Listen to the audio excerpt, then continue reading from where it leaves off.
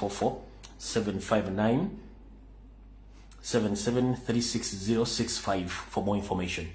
Obukulembeze wa National Platform gwanga lya Bwangereza sakone people bakutegeza bagenda kubere kwekalakasa ngena kuzo mwezi 21 omwezi ogoloberebere 26 nga kusawa nyezo msana paka saa 10 za kaongezi ne bakuga bagenda kwekalakasa za ku House of Parliament, Parliament Square, London, endagiryo SW1A OAA kuna kurokusatu ngana kuzo mwezi 21 ndozera obaye wiche no basi tegereza ndendero wiche no kurokusatu bakugamba pera mbonji akalango keko kenyini akabakulembeza ba National Platform gwanga lya Bwangereza kale mwenda bana Uganda buli omu nkwagala nkutegeeza mu Bwangereza kenda webeyo obere mbonji bwachi obo wagira NRM obo wagira FDC obo wagira DP bakibina ki mu Uganda njara kutegeeza buvunanyizibwa bogendo kweta mu kwakalakasa kuno lwachi kyetukusomesa kyetukugamba oyina kyotamanyi gwagira NRM ng'ekyana kya tulera nenge kisisika maso tekimanyi abasajja tebalimbya abafuzi abasajja bali mu occupation batwala nsiyo gejuluza tuwagira NRM nawe nkusaba na ku range kulokolo kusatu ogende obere mu kwekalakasa Bungereza kubanga ekiddako butajja government ya Museveni bifonga natanalaira kiba kitegeeza ekiddako temujja kyagala obwagira NRM matoju wagira ekijjako tujja kyagala. All right, awo mvuddewo mu kalanga ka Bungereza kati njira tandika olwanya ndasooka boss security alert bwe mara boss security alert more information then tuleka tusimbule video eyatulese security alert esooka security alert esooka yeno wano wamanga buli comrade yenna nga obadde ku campaign trail president ngoli ku bodyguard oba oli mwana mawulire ngenda kusaba esimu zo ezimanyikiddwa eziri mu public domain zobadde okozesa mu campaign zino zetubaddemu line eyo gijjemu ogitereke wantu n'omutogo esimba obakisobola okusoka ogutereke wantu ofuneyo simu card empya ogiteeka mu kasimu akakatoki ocommunicating n'abantu bobomanya abeekyama otherwise bw'otakikola bajja kutrackinga bakufune. Ekirala mulekerawo okukola video nga muzita ku social media nga mulaga embeera gye mulimu mulekerawo okukola video nga muzita ku social media nga muzaga embeera gye mulimu. One, mu Uganda mulimu Abachina n'Abakorea n'Abalasha ojja ku recordinga video gite bajja kumanya IP address wa recording the video eyo goyinza okozata basobola kumanya nti basobola okumanya basobola okukwata video eyo ne bagiteeka mbibo bikalimagezi bamanya IP address wa recording the video basobola okufuna. Kati njala tubere bakala ngo wana bomusota bakabulaza mwenna omanyi obadde mu struggle line ziri publicly zibadde zimanyikiddwa zijje mu simu yo ofune akasimu akatono oguleyo line empya obojiguze mmanya ga mukwano go oba gwa mwanyo ko bagamba bagakitaawo jobokozesa to communicate era ne obadde obeera nga bamanyikiddwa shifting okko kyusa mukko mu nkola ya labada style kyusa womanyi obadde campaign trail president ngobadde bodyguard obadde amonna mawule kyusa mukko katono. Don't panic ne kyusa okitegeera era abantu abadde bakubira ku ile simu bagambe tebadda kuddamu kulaba until further notice security alert esooka security alert yokubiri ndi wano tegeeza abakulembeze ba National Platform abalondeddwa n'abagudde nti omukyala Anita Amongi speaker abadde speaker parliament ya Uganda nga nakati akyali kubatannalayira saako ne mutabani wa Museveni DDG drinking general Muhoozi Kanyarugaba n'ebitongole by'okwerinda saako ne bossi wa Nyandi Yusuferiti bahabulwa lutabayisula mutabani wa Karekyezi ensi ya tabizizide ensanga bisibe nanyini kabuyonjo etambula balina olukwe lubagala okukola before nga temunnalayira video janakoza unakulwa jo yeke nyini nga agamba nti Nuupu yali yetegese olukolo okutematema abantu bijambia era n'akissa ku muwanga kivumbi bagenda kuddayo ku nkola yemu gye bakola omugenzi Seggirinya n'omusibako ebijambia paka bamutta. Kati obanga oli mukulembeza National Platform naddala balondeddwa n'abagudde ngenda kusaba wegendereze endyayo entambula n'ensula. Anita Amongi ayagala kuddamu okukola akasengejja nga temunnalayira.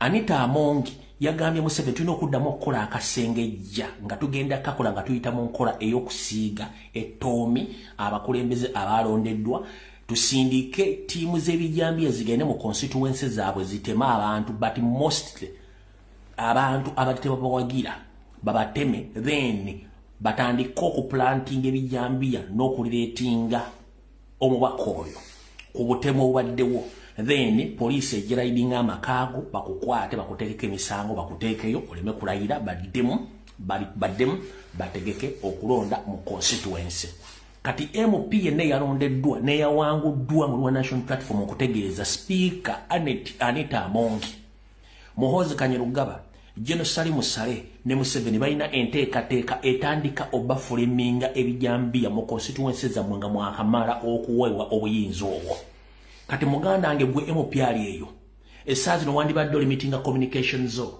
essaawa zino wandibadde nga wakoze dda evidiyo eziraga nti oyimiridde n'abantu bo essaawa zino wandibadde wakoze dda vidiyo eziddayo ku ground okutegeeza abantu ki ekigenda okuddako era ng'essaawa zino wandibadde oli musaale nnyo mu kufandinga abaana bonna abali mu mbeera embi clandestinely nga toze mu public kutegeeza nti ofandinga omuntu yenna naddala abaana ababadde mu struggle abali mu kubonaabona so ngenda kutegeeza mwegendereze nnyo baba MP mwenna bagenda bafuliminga basinga obungi kati bwe mmala bagamba ekigambo ekyo era mukitegedde bulungi nnyo wano wenjagala okuteeka essira Honorable Muwanga Kivumbi Vice President Buganda Region nsaba kutegeeza sebo kwata obutambi obwa kamera makaago kwata obutambi obw'abantu bali kodinze nga amagye gatta abantu makaago ngera gasitulimira bagagitwala obutuwale ku media ku mainstream media za Museveni obo social media ebute tubutambuze ngobudde bukyali botakikola gwo omuntu agenda okusooka okukwatibwa n'okuteekebwako emisango gy'ebijambiya jukira omwezi oguwedde nagamba Muwanga Kivumbi nti abasajja bali walutamaguzi bwe walutamaguzi bajjawo ani ali ku video eyo nagamba Muwanga Kivumbi nti abasajja basoose walutamaguzi bwe walutamaguzi bajjawani bajjawo kati bantegezeza kutegeeza okusinzira ku sources zange ziri ku menze zibbe ebyama Muwanga Kivumbi bakusabye oto obutambi obulaga obujulizi nti abantu abatemyetemye abantu abakubya amasasi ne batta abantu mu makaago oto obujulizi obwo Museveni nga tanna kufuleminga kuba gwe ogenda osooka bw'otakikola tobaako munda Uganda gw'okaabira tobaako kintu kyonna ky'ogenda tugamba tobutambi with immediate effect. Yes, wagenza okuziika abantu abattiddwa good enough. Ekyo kiba ki exposing Museveni nti yagambye nti abantu abattiddwa badde bagula tebadde ba kitundu ekyo. Already kati oba omu exposing nzenga wano. Tukyali mu security alert. Munsonyiweko nawala okugusa ekintu kino. Mulindeko wano katono nnyo. Wana kapro no. Mpemu dakika emu. Mumpemu eddakiika emu mmale okulaba naka uploadinze basaka uploadinze. Wasaka uploadinze. Nenga Honorable Muwanga Kivumbi yabaddeko ko mu kuziika kanda oba je kali eno wansi. Mmale okulaba banaka uploadinze basaka uploadinze. Ndoza saka uploadinze wano wekali. Nayenga Honorable Muwanga Kivumbi yabaddeko ko mu kuziika omuntu yattiddwa mu constituency ye. Already ekyo kiba kikutegeeza ekyenkugamba nti information entuufu kati ngenda kusaba upload videos ozuba namawulire okwejjako ekintu mutakikola ebisigadde tonenya ggwanga lyonna ekyo security eyokubiri nkimaze security yokusatu buno baka bugenda eri bannayuganda mwenna abali mu Kampala mukono wa Kiso n'ebitundu ebirebe eggwanga 1 bw'oba omanyi nti oyagala ensi yo n'enkyukakyuka ngenda kusaba current tuli mu revolution tetuogera tukola bikolwa nabagamba nga tuyingira campaign mbagamba tusooke tusaleko kamera zonna ez'oku nguudo nakibagamba tusooke tusaleko kamera zonna ez'oku nguudo eri bakamulire abajja ne bakizanyiramu kale nti lolwayo twogerera Museveni yayingiza abanyarwanda basula mu compound ya Naguru Police Headquarters ne ku CID Headquarters ekibuli bano mu mulimu gwabwe babasindika strict genda kwataakinga abantu abakunganye mu kitundu ekimu nga kamera feed bawadde nti wano abantu baba tebakungana kati already mbantu be mukungana ba mulimu abantu bambega bangi nnyo nga mbega mwogera ye naagenda nasindika message ku simu muba muri yawo immediate nga lwa balumbye kitegeza nti bajja feed ku kamera ezo ninga ndabagamba musoke mujjeko musoke mu digging line za kamera muzisimuleyo ekyo nakibagamba muzisaleko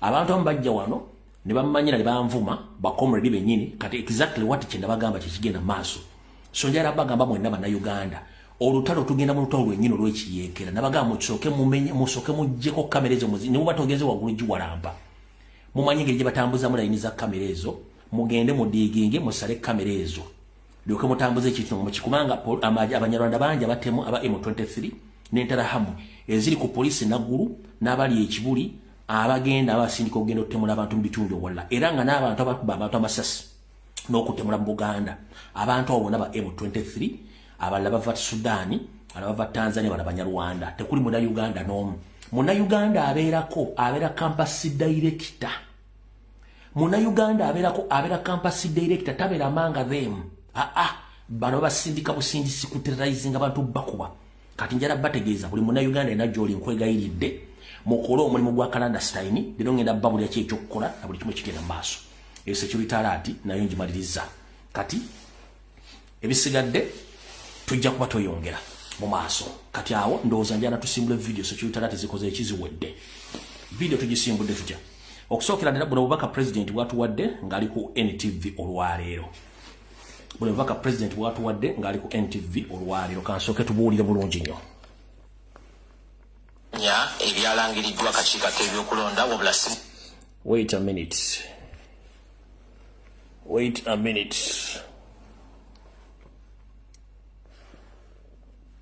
ebyalangiriddwa akakiiko k'ebyokulonda wabula si mwetegefu kugenda mu kooti kubanga nazo tazeesiga omusasi waffe kabitwe mu bujjuvu Polisi nakati kyagombe maka ga Robert Kyagulanyi Magere newankubadde omwogezi waayo yategeezezza nti tanasibibwako waka era teri yali amuganye kwetaaya. Twagala okutegeeza abantu bonna nti candidate Kyagulanyi aliwuwe e Magere e Kasangati mu Wakiso district.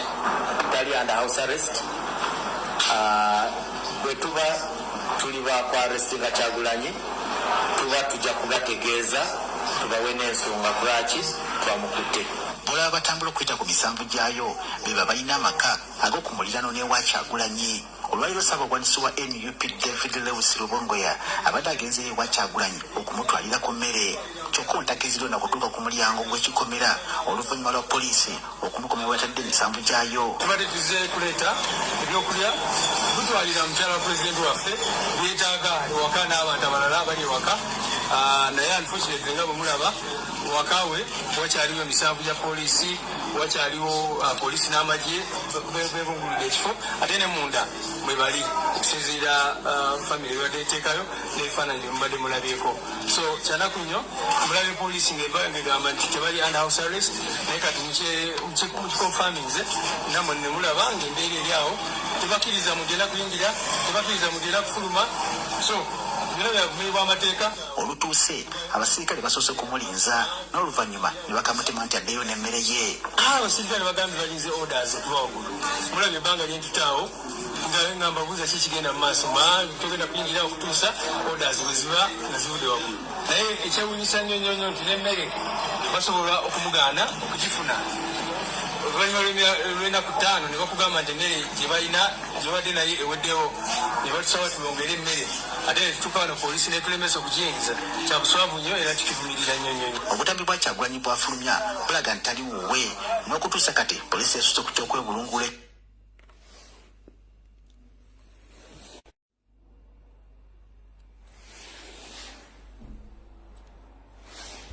Alright, mukitegedde byebyo presidenti ebyakalu yabiganyiriza tisi yaziganye era nagaba tagenda mu kooti kati waliwo akakodyo ulira president yagambye ebyavudde mu kulonda tabikiriza ne waliwo akakodyo waliwo ba state agent abaagala okuteekayo omusango mu kooti nti bo wabire byavudde mu kulonda kuno kuliko ne munyagwa mugati gwa bata abatudde Anita Amongi n'abala ba state mafias mbagende bawabire kuba balina size baagala okulobinga n'atone ejjero kiri wakiwanuka ne Karugire for kyonna kigenda maaso nti waliwo awaabi we are concerned about the court case against Museveni's what? Museveni's theft oba against Byabakama.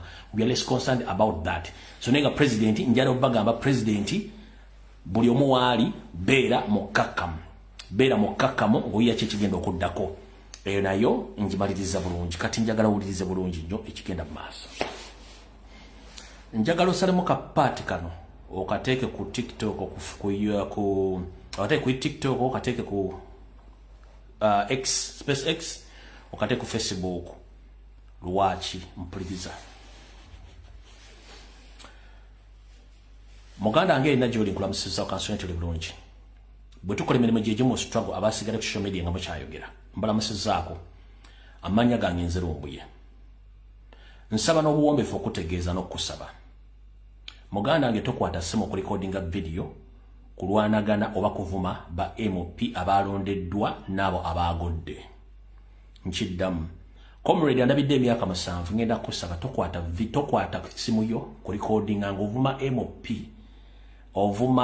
MP yagudde ne yawangudwa national platform tomuvuma tomalirako budde wadde okona data ngo omuvuma oba omukonde eminga oba omuforcing okujja into action okudemandinga president's victory no don't kibakakatako okola ekintu ekyo njala soka kugamba ekigambo kino kiwuliriza bulungi nnyo president yagamba with or without politicians we have to remove the dictator with or without the politicians we have to remove the dictator era badde akugamba nga lunye nti kabere comrade wenga amulaba irimu embaliga ajja mutegeeza nti eno revolution y'abana Uganda si yange ng'omuntu kati muganda wange njala kutegeeza tomala budde ekitebe kya national platform omulimu gwakyo gwawedde kati tugenda mu people power tuli mu people power teyeetangako munnabyabufuzi temwetangako people power maanyi g'abantu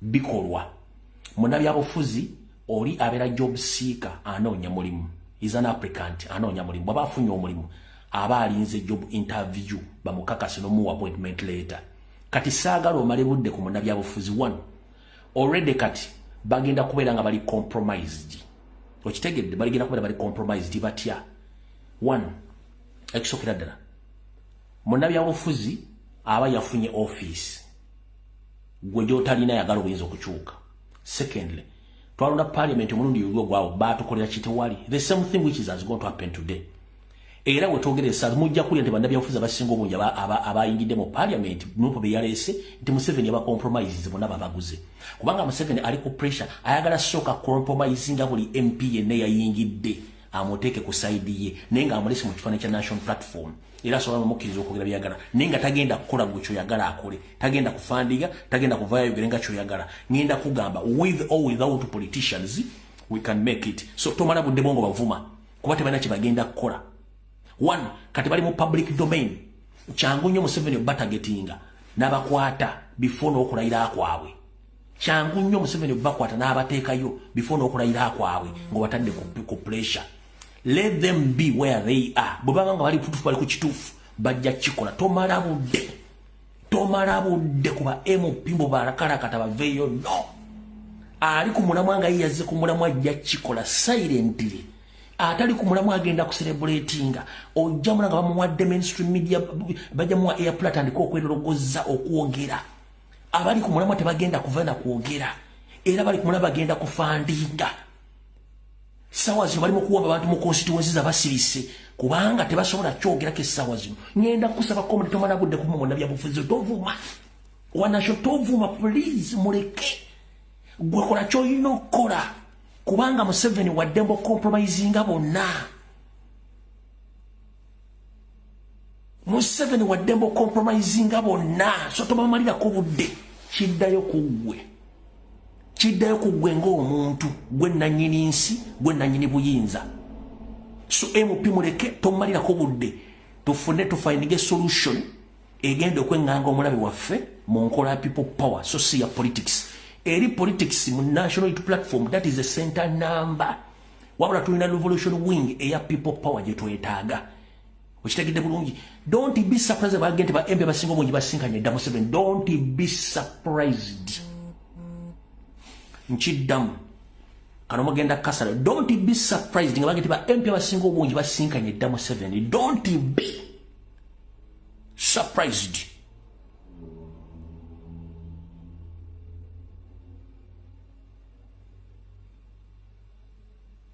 so sagala omalireko budde focus yo giteeka ku president yatuga nti buli omuli kyagulanyi osobola okukola kyolina okukola bw'ono omala okussa ekyo mu bwongo togenda kuddamu okumalira budde ku ba MP mubaleke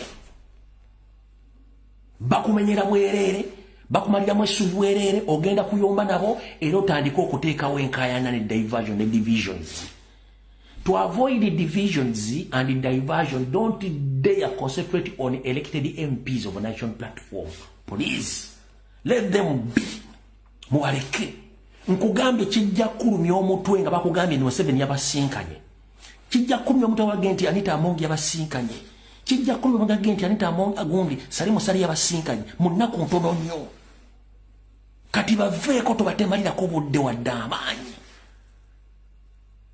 please tokola video kubalumba oba okuliitenga division ate ne programu yaffe oba ogitta please ne programu oba ogitta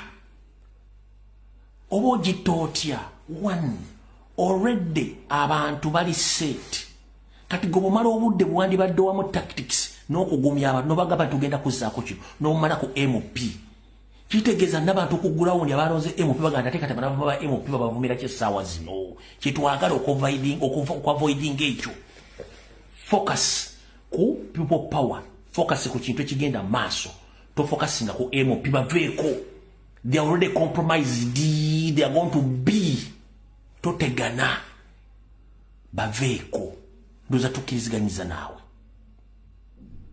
ekyo tuvuddewo alright njagala okubaza bakomredi baffe omu South Africa mwe bali kwekalakaasa olwaliro kanzanya akatambi kamwe kano then tulyoke tugende mu maaso ne video eyatuleese kuba nina okwebaza ngera okubaza bakomredi omu South Africa mwe bali nnyo omulimu gw'obukozi omunene guno tugende mu maaso ddala bannyabu abo bonna badde beesimbyewo nga bamemba okupalya njagala kubawa message mwagenze mu kalulu nga mwagala genda mu parliament naye abasinga babajjeyo nga booyoola enswa n'oziteeka muki n'oziteeka woozitadde mbadde mbasaba ekintu eki kuba nabalabye nga mweziringula nga mukaaba amaziga ago gonna amayitirivu naye ne bwe munaagakaaba nga boosi wammwe tannabagenda mu ntebe agamaziga mukaba ga bwereere ate era senga kyabadde kisoboka mwena oba muli basajja oba muli bakazi tewandibaddewo n'ogu tebalonda gwe batwala mu paliamenti kati tubasaba bannyabo ne bassebo ku nsika eyo gye mwekwese muveeyo tulwanirire obuwanguzi bwaffe muveeyo tudifiitinge Museveni mwenna mukimanyi nti pulezidenti waffe akalulu yakawangudde naye muli ku nsiko abaana baffe bali eri bali mu kubadda abaana baffe bali mu makomera bannyabo basebo muve ku nsiko gye mwekwesi mujje tulwanyisa omulalu Museveni people power njala kuzanya na kano agali nti muna Uganda omunye Uganda fast ekitune kutandikiraho tuleme kwebo omunyankole omuganda omunozana nze ng'omuntu alina eddoboozi njogeddeko n'abantu bambitunga ebyenjawulo konkano osanga omugalo kujati omunozana kujati kunkimuko kamubyami okirega omunozana omuistana akutextinga kujatomoka mubyami so ekyokubanza tulina kubanza kukwatanisa olutalo lwona ningashitokota revolution it is a gradual process and it has stages konga buri kuka stage wekeka kumana mamani then you are not up for the revolution. The revolution is a gradual process. It is not something that comes in a fortnight. you must be ready for stages. Ahitwa melida chikeji as black people tukabe takuzwa kwemerero ungano manya what abantu bakabaha bakarwana emyaka 27 years tukora ndisha twemeraha and we protest kandi chimane echitunkwetaga kurestoringa ebiro mukaruru byongo rule of law. It is what echinani per kwemerero ngoka chino kushabanya Uganda what has been our goal of President Kyagulanyi was bringing Ugandans to come together and understand the cause and understand the problem. If we do that and we stand together, and then we have to come together to tandike okunda solution nichi kwemera tukadifanyingi kwa ihanga jitu twena abana bato abachara abasiza frontline tuwandi ihanga jitu either noza kuba no respecting ihanga jitu or you live. Thank you so much. All right, ndozo baka mbolide omonjagala bujjawo nokendeeza ku bintu biri wano mu folder then tuloke tugende maaso. All right, muna Uganda mmanyi ekiwandiiko kifulumyeko kirinkinze naye UCC inzo kyegana nga bwe yasooka kyegana. Muna Uganda le Uganda UCC ekiwandiiko ekirinkinze nga kiri ekyasooka nti egenda kujjako internet kyegana ne mala final ngejijjeeko n'olwaliro abamunda abagali nkyukakyuka mu UCC mu Uganda Communications Commission bali nkinze message eraga nti UCC eyinza okujjako internet naye UCC yemu eyinza okuvayo n'ekyegaana. So mwenna bannayuganda mu downloadinge VPN, bannayuganda mu downloadinge BitChat ng'obudde bukyali kubanga muyinza okudde mu lockdown yaki y'amayengo ga internet. Ekyo mukitegeere.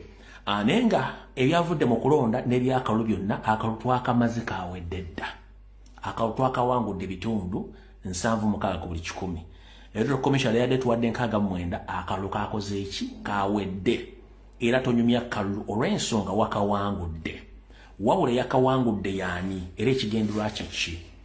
Bwe mulaba nga abantu bonna b'enstitude bagendererwa kitula okumusinkana gurupu y'Abanyarwanda abeeyita Abaganda nga bamuyozaayoza olulimi lw'omubiri lwa Museveni lwakulaze naye akimanya akalu yabbye kabbe n'abagenzeyo babbi banne n'entulugunya gye bali mu kutulugunya mu Bannayuganda obulo bwabbiddwa abantu abakwa. Can you imagine nti mu Northern Uganda ne West Nile ba agent bakwatibwa? In fact kino kankyogere government yeneemanya Bannayuganda mwena gye muli twalabyeko nga Vice President wa Maserengeta ga Uganda Mukyala Jacqueline abamuwamba okuva mu maka ge bamutwala kibi nnyo.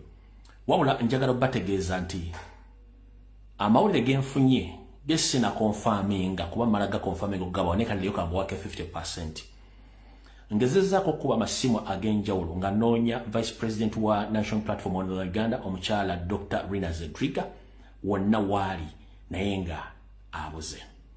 Naye ate mu dakiika ngaana gye vuddeko nfunye information endaga nti Dr. ono embeera gy'alimu tewoomya nnakabululu gye baamuwambiddeeyo.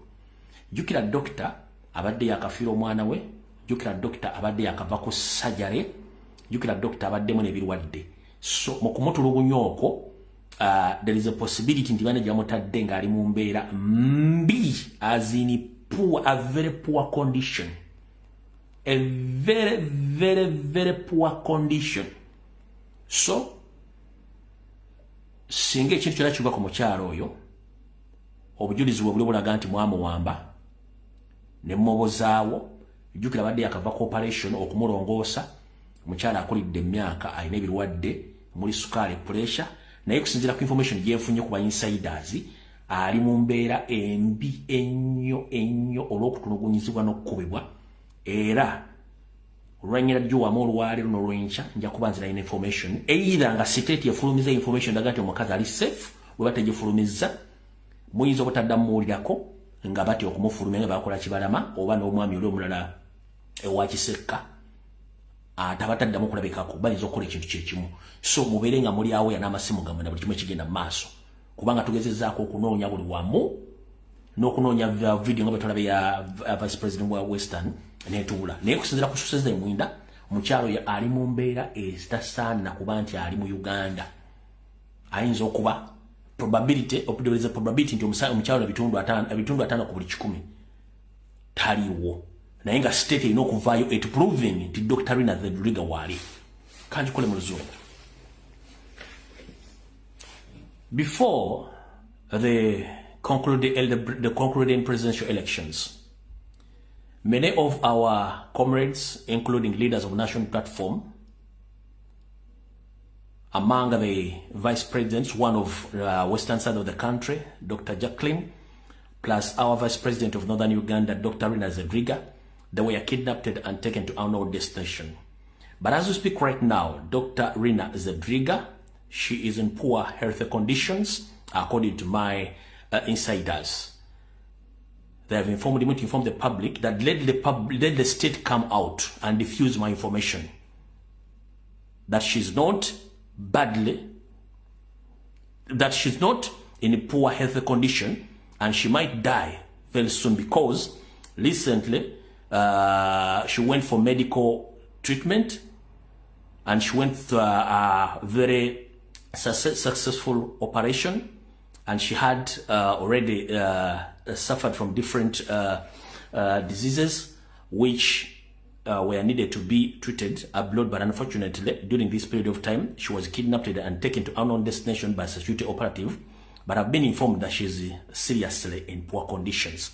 So let the state come out and diffuse my information about where she is right now, because I can tell you authoritatively that if the state refuses to come out to inform the public where she is and how she is right now, anything wrong or bad news might blow out on social media that she is dead.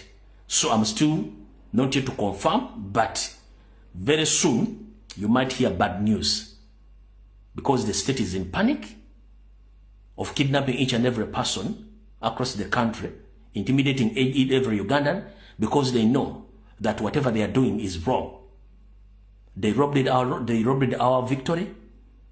They are going on around in Kampala, Mukono, Wakiso, killing innocent Ugandans, kidnapping them, pulling them from their homes, taking them to unknown destinations.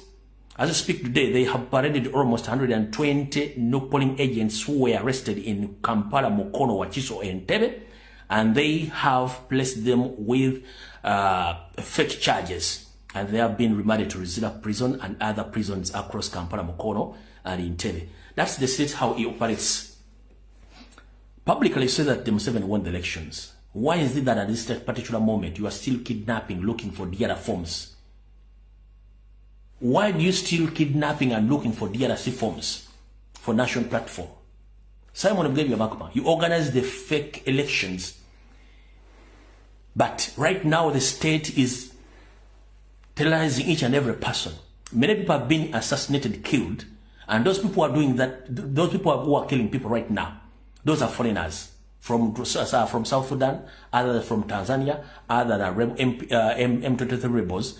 They are being escorted by the senior police officers and some senior SFC officers around targeting innocent Ugandans. Some video have been kept separately, are going to be displayed or played on international media, mainstream medias, and very soon the government is going to be exposed. But I'm here to inform the international community that the state is in panic. They are moving around the Kampala, Mukono, Wakiso, and other areas, kidnapping young kids, shooting them live bullets. And there are so many dead bodies in different mortuaries across the country. But no one, more especially the journalists, who are allowed to go and cover those atrocities because the state is in panic. But soon, the information will link and we shall inform you about that. So when I'm taking Savannah Uganda, Berenga Moria Waya to begin a mass. Mbagambi Dr. Zedriga Ali Mumbera and Yuxinza Kuinsaida. The Basura Kiza for quarter video bachi, never Gani Mokorachi, or Moleta, or Moteka, or Ino Motega. And Jagara government in Fayo Wakani and Yogede, and Muletum parading. Njagara government in Fayo Muletum parading, a woman again to Muyavalimbi, Yonomochara. Ojuki omukyala badde yakalongoosebwa. Omukyala alina pressure, alina alusa, alina ebirwadde bingi mu myaka gye. Nojja ne waba omukazi n'omutwala. Olwali kati bapaledinza abana 126 ba polling agents bonna batutte. Okitegera? Kubanga mwategeka ebintu bino eby'ekisiru, ebyokulonda ebintu by'ekisiru. Gwe n'obanga osobola okukwata abantu.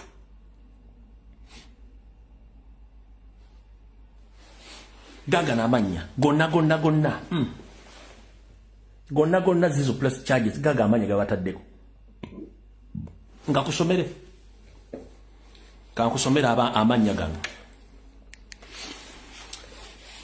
mwenda na Uganda abadde bebuuza abaana bamwe bawambe ba polling agent omu asooka muyita Nakanwaji Anet kuliko Namakula Robina kuliko Nasaz Joan Elakunda Farida kuliko Nantege Aida kuliko Motesi Shamim Buobe Shafik Agaba Ibrahim Wafura Antone kuliko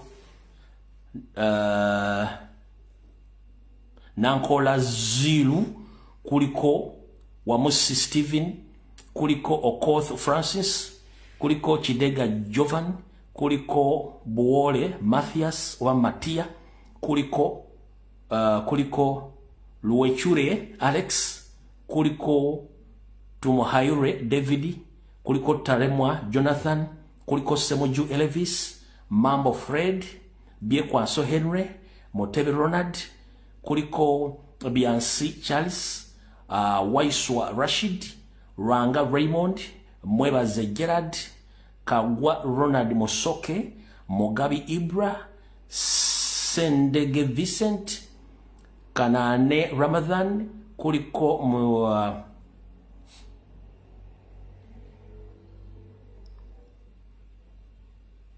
Mozamiz Richard kuliko Narubega Elizabeth Dorini kuliko Jingo Frank nabala ngamanya babadde almost abaana 126 babajje baguddeko emisango mu Kanyanya ne ku koti ya KCC olwaleero ngemisango gyabaguddeko gya kisiru nnyo tegitegerekeka kanda bawone emisango gyabagama gyabaguddeko emisango gyabaguddeko era girimu ebyo byasime bagayo bat on 15th of January 2026 at contact zone Kamocha Central Division in the Kampala region and Kampala in the Kampala district did an act of making noise shouting that NRM is rigging votes while holding papers with writing on the appointment of polling agency, humbly causing common nuisance or inconveniencing the exercise of the common rights. Emisango gyabaguddeko Uganda zaabo. So byebadde olwaliro ku bantu bakomoli baffe abatwaliddwa mu makooti bagundi baloya bagezezaako nnyo okuba nti bakola ekisoboka okubanga beeberera abantu abo naye state eganye okola ki okubakkiriza okubeeyimirira naye ng'ekisinga okwewuunyisa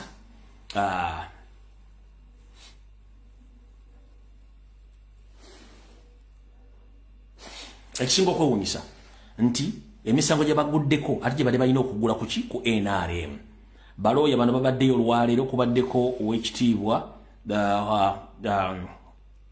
babano baloya saagala boogerera babaddeyo badde bagezaako nnyo okweyimirira abantu abo baganya okukola ki okubeeyimirira babasindika ku meere eruzira n'abala. So kati katugende mu maaso ne information eyatuleese kati Honorable Mwanga Kivumbi nkulamusiza kansonti oli bulungi nkwadde security alert yo nenkugamba leasinga videos ezo kati Honorable Mwanga Kivumbi ekira kyotategedde kankikutegeeze munnange nensi egenda kukwata ku mutwe naye saagala mutinyo kuba bino byonna mbadde mbibagamba. Omuvubuka eyawangudde oba eyabbye Mwanga Kivumbi gwe bayita Elias S. Mukiibi. Omuvubuka eyabbye Mwanga Kivumbi Elias S. Mukiibi ono Munyarwanda Musumaali Munnayuganda awedde emirimu. Omwana ono mutabani wa Jeno Salim Saleka akandwa naho gwe yakweka gwe yazaala mwomu ku bannyina ba PS wa finance omukulu Gobi Ramazan. Omuvubuka ono eyabbye Mwanga Kivumbi gwe bayita owa Butambala County.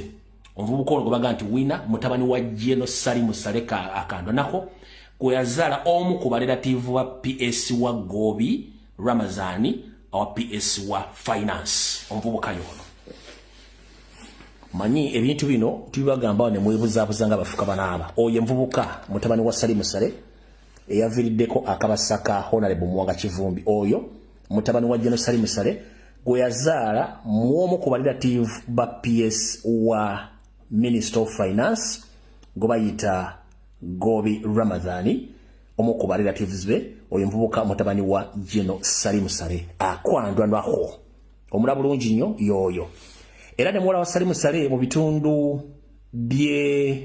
bye ebirala ebyeggwanga era ne obulubwe babye obulubwa National Platform ne balangirira mu muwala wa Salimu Sale omulala gobakubako olulala akalulu era naye muwala wa Salimu Sale ne by force bamuwadde obuwanguzi.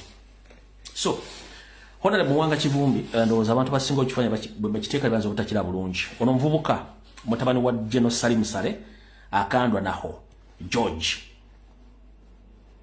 confirm tekiriko kubuzaabuza yoyo mutabani wa General Salimu Sale go bayita Mukibi Elias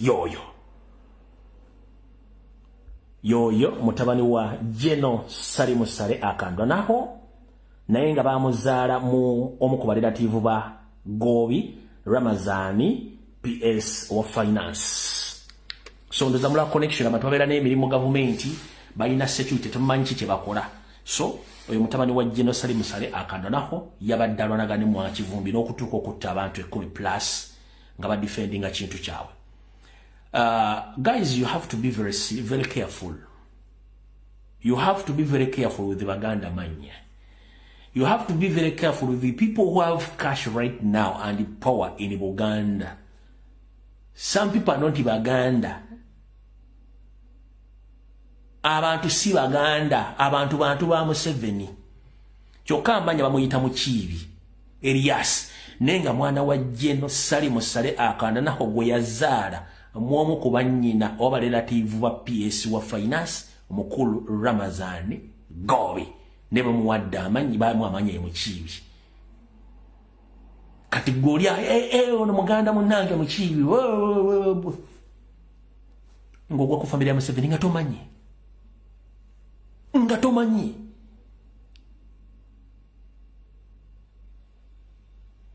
ayagala okuwakana zisigana kuwakana kwata essimu y'obuuza abantu bajja kuwa information. So Muwanga Kivumbi twategera mutuje nako olwana naye yoyo kuwala ogobadde olwana naye omutegedde bulungi nnyo. Kati bwe tuva awaawo ebintu bingi ebibaddewo olwaleero mu kubba obululu mu kukola ki ezo stories zetu twagala tuzigendemu. N'olwaliro njagala tegeeza eggwanga nti mukyala member parliament gundi mukyalo ono owema wogola Namugga Goretti wewaddeko security alert nena nakuwako security alert endala njagadde nzanye akatambi kano ensi etegeere bwe tuba tubagamba abantu tibana abasajja tibalina mu dini mukutta kubanga we are under occupation. Njagala mulize Namugga nga yogera security nena lina jimu wadda nenjagala mujjawulire nga ajogera nga ye nga nze soogedde bigambo byange kuba obukutu gwegula abantu bangi nnyo mu nsi yonna nga nabo kwe bali abatemu. Njagala muuli omukyalo nga yogera ebigambo bino kubanga baagala kubatta basinga obungi ngambe bagenda fuuka ekizibu gye bali. Njagala mujjawulireko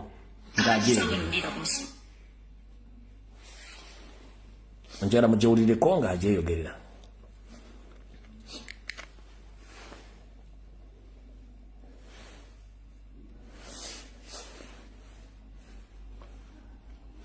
Sawe no ndira bosi bana ngendegalo bategeza nkoye ntulugunyiziddwa ekimala nensa okutegezebwa kubanga ngenzo okulaba basobola okufiira mu kimugunyu ore bwanu vaawo duka wano duka wali saba okutegezebwa waba wekintu seeko bano wamanga mbabuuzanga kyekya Namugga kasita mulaba nga afudde mu nfeeta tegeerekeka kubanga kati ndi very unsafe nsirise naye ngenzo okulaba nja kufiira mu kimugunyu. Asooka yeyone Banifa Kawoya meeting izo nazo nezikola planning ebyefudde zitunda mu njuyi banabo abamu abali mu kunsa olina afuna gantu olali bwankubuli tetuganye n'ekino kiyitiridde omulala yeddezi by'omuswalidde kuba wadde akalulu kewange abatuwambye omulala ye mukyala Kagayi Jane Francis Anifa RDC Sembabule ono ye yafuuka mukozi wa Anifa asiiba wa Anifa byonna pulaani zonna ezitulugunya Sembabule bazipulaaningirawo omulala Faizo Seruwaji abo bana bwabako ekintuuseeko abo mubabuuzanga nti kyekisa Namugga kasita muwulyanga nti sifiiridde mulago mu kaseera kano kendi ku nsiko kubanga bannoonya olunoonya lwesirabanga nenja Breach Namugga omubaka w'Amagula County saba okutegeeza eggwanga nti tumaze omwezi nga gumu ne wiiki 3 Sembabule nga tetwebaka tuyiganyizibwa era tuyisibwa mu mbeera gy'ogamba nti si ya bulijjo nga ekitundu ekyo kyajjamu drones zitambuliramu abantu bambadde ebyambalo by'amagye drones ezo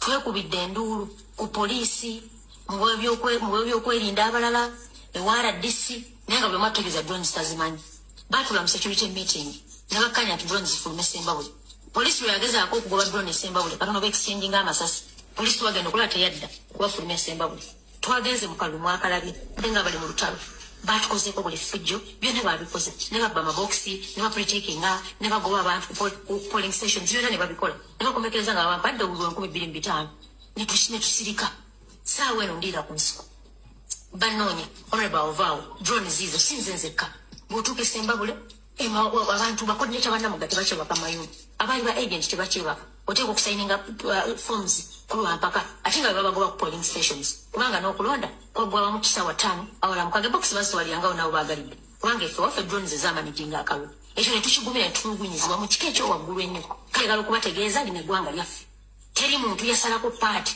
nti Anifa bakuwa Sembabule era nsaba okutegeeza omukulembeze w'eggwanga simanyi oba Sembabule baagijja ku maapu ya Uganda nti eyo buli omu akola kyayagala Anifa alowooza nti yakulira amagye yakulira buli kimu tagambwako buli fujja alikoze ku bannamagwa nsaba okubategeeza abawagizi bange bwe mulaba ekintuuseeko yeyo ensonga mwenna munkubira amasimu bona ne bwoli luddawa temugenda kumanya wendi naye mumanye nti gyendi ndiira ku nsiko duka wano duka wali duka wano so nsaba okubategeeza byebyo yembeera bwetyo bwetambula musigale nga muli bakkakkamu naye wewabaawo ekintuuseeko mbabagambye kubanga nkooye kimala bakadde bange nkooye ntuusa okufulumya vidiyo eno nga mpulira n'ekyaye ekijja kijje oba bankuba masasi oba bankola ki kasita mutegedde ekigenda mu maaso. Alright, omukyalo namutegeeza ne mugamba ebintu ebyo kati ndowooza abyewuliriddeko okuva mu bantu abo bennyini kati kyenjagala bagamba bannayuganda mubeere clear era mutegere bulungi nnyo. Okulonda twakuwangudde clearly kyovula banonya DRA forms banonya polling agent bakyagula basibe bonna abantu bonna baagala basiba which is okay kubanga mu revolution bibeeramu wabeerawo abantu abafa waliwo abasurvivinga naye ebintu byonna bifuluma kati ku social media byexposinga Museveni amagye okwenyigira muterevu mu kubba akalulu okukola effujjo kambalageko ku bimu bye mubadde temusobola kulabye mutaategedde mubira bulungi nnyo. Can you imagine nti batuuse n'okukuba ba polling agent bakuba ba presiding officers ku polling station ezisinga obungi abatakkiriziganyiriza nakubba bululu oba kukyankalanya DRA fomu z'abakulembeze abadde balondeddwa amagye gennyini nga gakuba abantu ba electoral commission ba agent baki babesimbye video mwazire bulungi nnyo.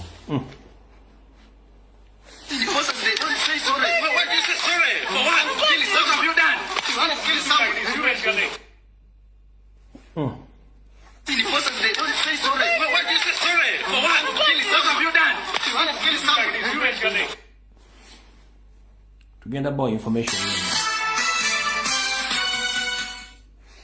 ndako omanyi zino gundi ezo sound ezimu zina corporate ezo UPDF aba SF singa benyigira mu kumenya boxi okujjamo obululu byonna babikoze bulungi nnyo byonna bulungi nnyo ngamaze okuzibba.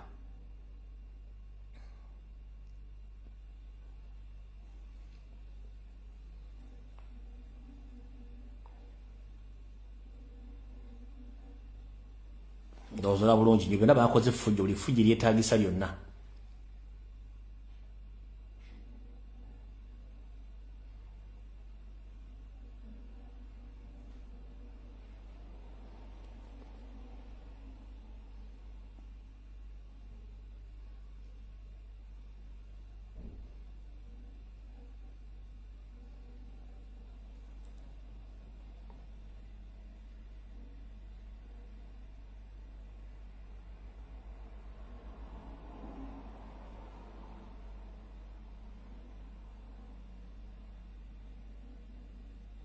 ndowooza bakyusa tugenda bawa information yonna.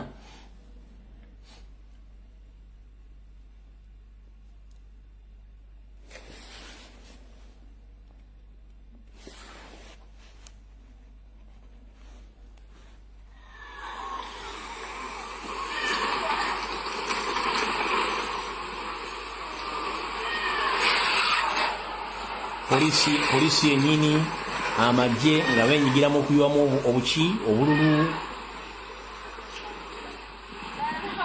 egira be polisi yenyini weeri abatto commission abasajja ba state nga bayiwamu obululu obalaba baabo naye nga avuga yafunye victory.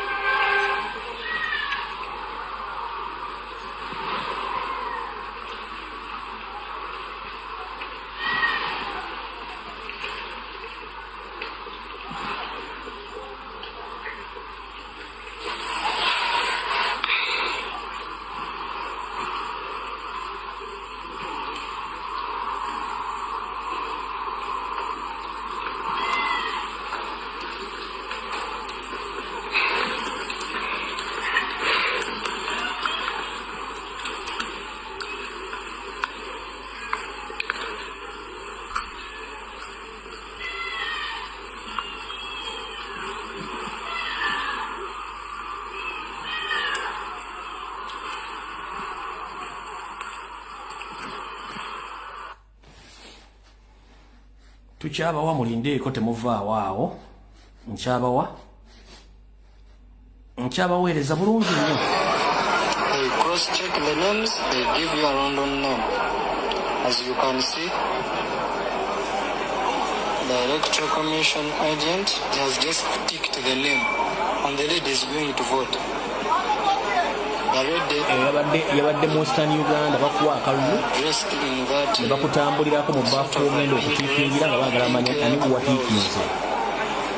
She's having even some cards. Ne bakutambulirako mpaka mu baafu.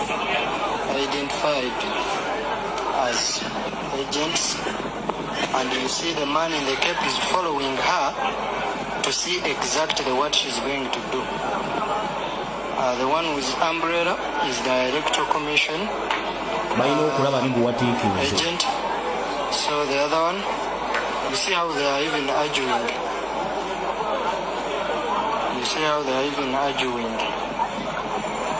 So she has ticked the vote and proved to them that she has to take the vote, because if you look at the basin of voting, Western Uganda, she's not going to vote anything. She's just going to press the vote already in the box. You see, she didn't vote, she voted from this box. And if you can tell this one, the one with the cap is the one influencing and to see what the voter has to vote.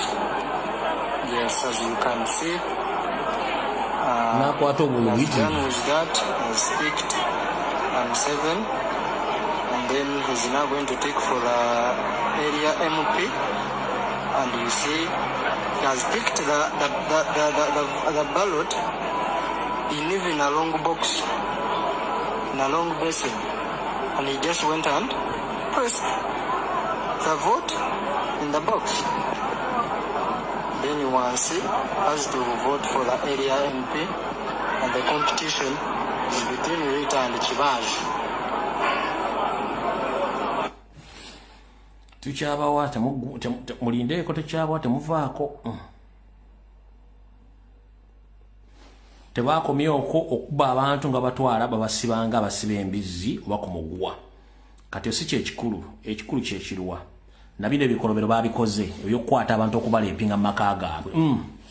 Amanyangamba bamenya okuyingira omwabadde okubakuba emigga emingi n'okwagala okubakabasanya. Ne bayuzayuza essaati ne bamala ne bamukuba emiggongo katukube tukukube paka Lonoogonda ne bamukuba ne basika abaana mu bisenge ne babakuba emigga emiyitirivu batuse ku kisenge kyange nga kisibe bwe bamaze ne babuuza kifunguo yiko wapi?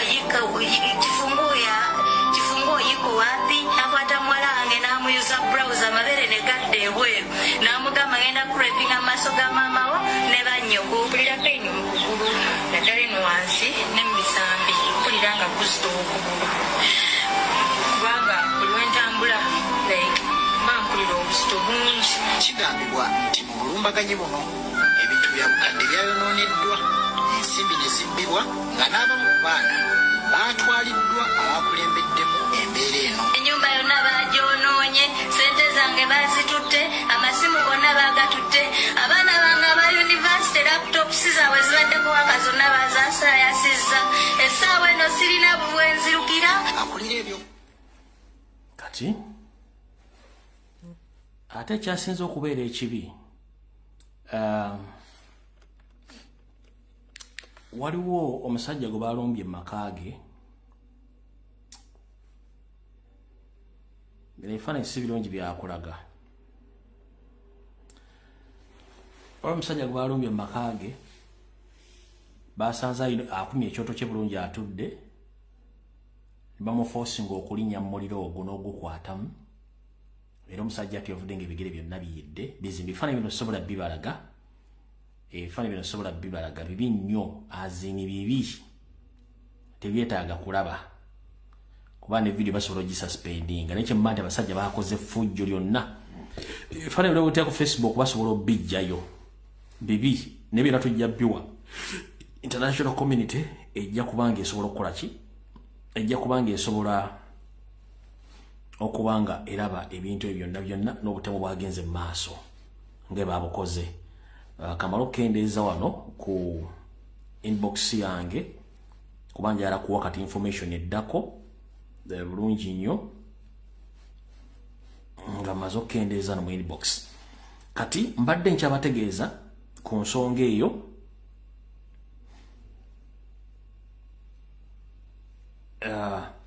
okwekalakasa okubadde olwali South Africa.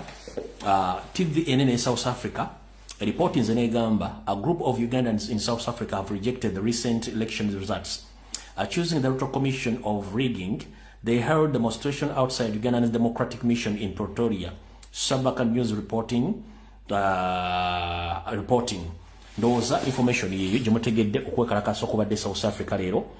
Ka video kaliko mbadde njagala okubalaga ka South Africa ke kano kenyini mbadde njagala musooke mulabire ddala bana Uganda omulimu gwe mukoze mwe bali nyo balire kankate mukale bulungi nnyo mufune ekifaananyi ekituufu.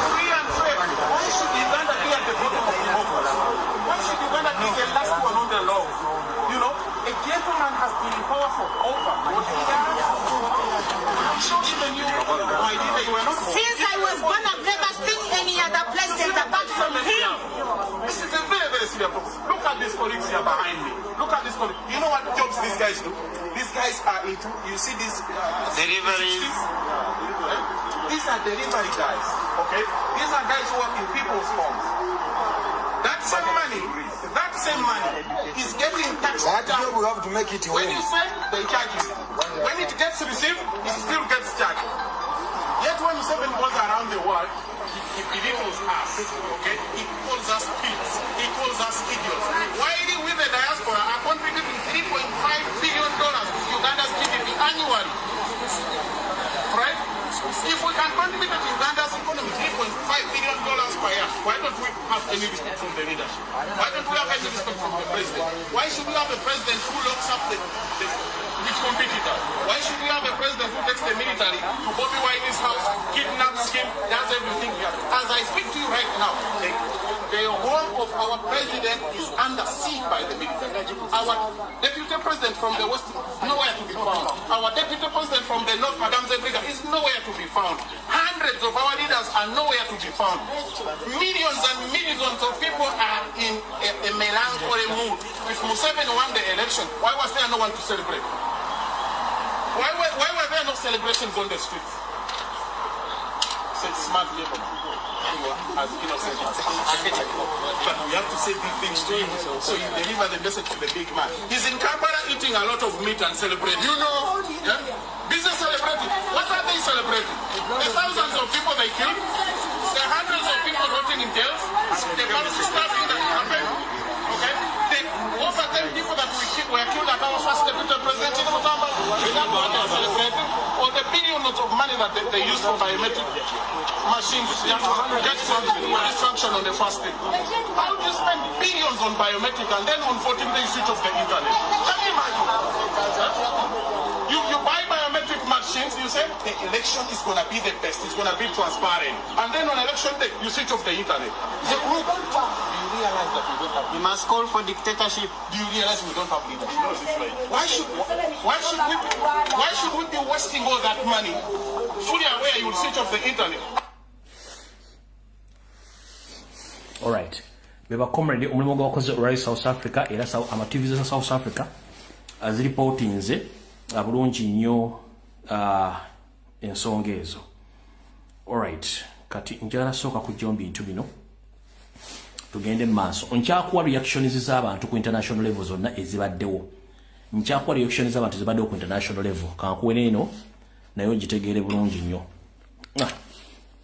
What is so unique about Uganda's system that makes it so hard for young people to penetrate? Unlike Senegal, we're still in the bracket of those African countries with octogenarians who have had the privilege of long stay, having come to power in the 1980s. And they've mastered the masquerade of democracy, right? So for young people, not just be piecemeal legislation. I think Uganda is over-legislated. Uganda will have to undergo a revolution to append the entire system. The only way a 40-year staying president can win an election is either by stealing it, killing people, or being violent. Now, I was going to ask, really, is it possible to stay in power for too long without being violent or without employing intimidation tactics? Actually, I have to pity the incumbent. Okay. That the only things he has at his disposal to enable him to win this election or to be declared winner is violence is core, bribing is very central, over-centralization of power, that you have the power to fire the EC if it needs be on the day of the election. Right? So that immense amount of power, the only way you can append that is complete revolution. Zamutege tubaga twetaga revolution nga mutegeera kati nakano njagala nkabazanyireke eddakiika ntono nnyo kubanga obudde tulina butono nnyo nako mukategeere then tuleke tugende mu part 2 ya video kansokenzanye nakano mukategeere. It's not an election. It was a premeditated power grab and a military coup against the sovereignty of the Ugandan people. Superintended for the benefit of dictator Yoweri Museveni, who grabbed power by the gun and so despises democracy that he once famously stated that he cannot be removed by a mere piece of paper. On January 15th, he transformed staying for the people's will, as spelt out in the Ugandan constitution, into a criminal enterprise by using the ballot as a smokescreen to continue his brutal military occupation and family cabal. The 71.61% algorithm, a manufactured fiction. The announced results are the product of centralized forgery. We present the following evidence of a predetermined outcome. The impossible register. The Electoral Commission, EC, inflated the National Voter Register to 21.6 million voters to match the National Resistant Movement's, NRM, fabrications, with the ruling party having claimed earlier that it had a membership of 20.1 million. By this claim, the NRM membership register grew by over 100% from the 8 million members that were known as of the 2021 elections. This kind of growth is not only statistically impossible, but also grossly fraudulent. Independents by civil society groups and political parties confirm that the Electoral Commission register is poisoned with duplicates, some people appearing over 50 times to match up with the NRM register fraud. In other cases, biodata of deceased persons, minors, and ghosts, people totally unknown, were identified. The preset target. After shifting his narrative in late 2025 to claim 2.7 million votes were stolen from him, Museveni, in 2021, Museveni deployed an algorithm designed to hit a 70+% threshold. This was a coronation by calculation, not a count. In early 2025, Museveni claimed that Bobby Wine had robbed him of 1 million votes in the 2021 election. At the peak of the campaigns in November 2025, he increased his claim to 2.7 million votes. In 2021, Yoweri Museveni claimed 6,042,898, while Bobby Wine was given 3,631,437 votes. Was given. Here, Museveni gave himself a margin of 2.4 million votes. In the 2026 elections, Yoweri Museveni claimed 7,946,772 votes against Bobby Wine's 2,741,238 votes. The margin this time around is 5.2 million votes. The difference between the two margins of 2.4 million in 2021 and 5.2 million in 2026 is 2.7 million, the exact figure which Museveni says he was robbed of in the last elections. This can only be possible by a special algorithm of a predetermined result. A chorus of threats. And then go next. From General Muhoozi Kainerugaba's tweets vowing to crush opposition, to the parliamentary rhetoric of his Patriotic League of Uganda PLU group, members like David Kabanda, Minister Balam Barugahara, and NRM regime leaders like Speaker Anita Among and Deputy Speaker Thomas Tayebwa, among others, the regime months ago that the result was decided before the first vote was cast, similar to previous and regional elections. My name is Obullu Museveni yerangirira nga n'akalulu akasooka tekannakubibwa. Museveni miliyoni 2.7 yayogerako nga tukiri mu kampeni wali nga avudde ku emujiyaga twamubba gye bayongerako okufuna victory gye yafunye olwaleero. Okitegeera gye batopinze up ku bululu bongerako ennamba gye yafunye n'afuna miliyoni 7. Fate n'atubba. So zomutegedde ebintu ebyo. Kati katugende mu part 2 eya video eyatuleese olwaleero. Katugende mu part 2 eya video eyatuleese olwaleero. Butereevu nnyo. Njagadde okusooka okujjawo ebintu bino wammanga biveewo. Kati Museveni nagambye wano nze nkusobola. Mu reverse psychology gw'ozannya wano nze nkusobola. Mujjukira bulungi nnyo Reverend Father gwe baakwata e Masaka. Ne mbagamba nti the main target eyasookera ddala abamukwata nga bamu implicatinga kuba nti muwangizi wa Nuupu era badda facilitatinga Nuupu. Nenzijja nentekawo information bagamba nti tabangako muwangizi wa Nuupu kubanga family naye nyini bakiba NRM. Nembagaba nyabo ne basebo Reverend Father ono ekimukwasizza bayina project zaabwe ne family ze bali bataddemu sente. Ne waba mu family member eyakyankalanya sente. Then Father namuteka in charge n'atambuza bulungi emirimu. Then bebagwa mu family business ne bafuna akasajja ne bakolagana ne government bamuteka emisango gya blackmail gya sente eyokuba adda facilitatinga Nuupu. Reverend Father ne bamukwata bamuteeka emidda era charges bamuteeka kuba bamuteeka emisango gya money laundering. Bamuteekako emisango gya money laundering nga tumaze omwabya.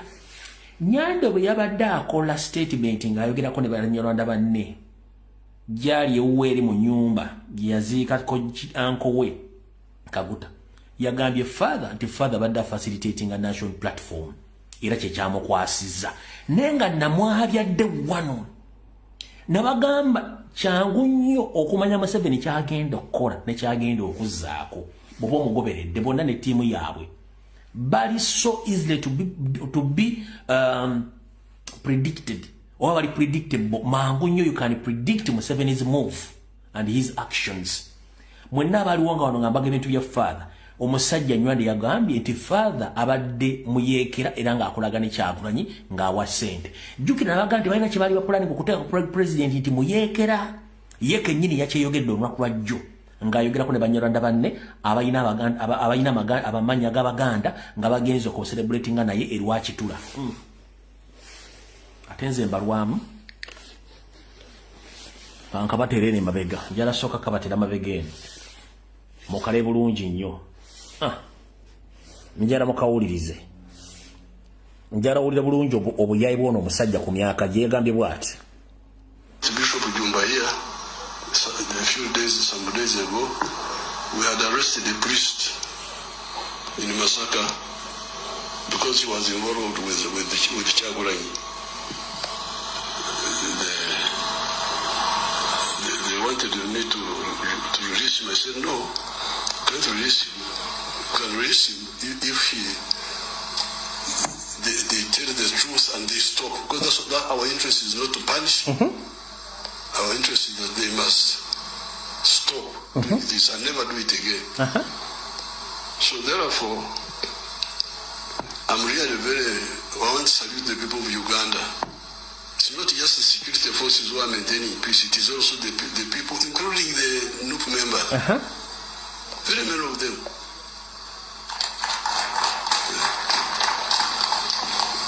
I really thank the Ugandans. The Ugandans are you should be very careful with them. Yes, some of them have grievances, have this, have that, but once you go beyond certain stage, they will say, this one. In fact, what many of them are saying, Tetwagala and Sefu Kubanga Libya, that's what they keep telling me.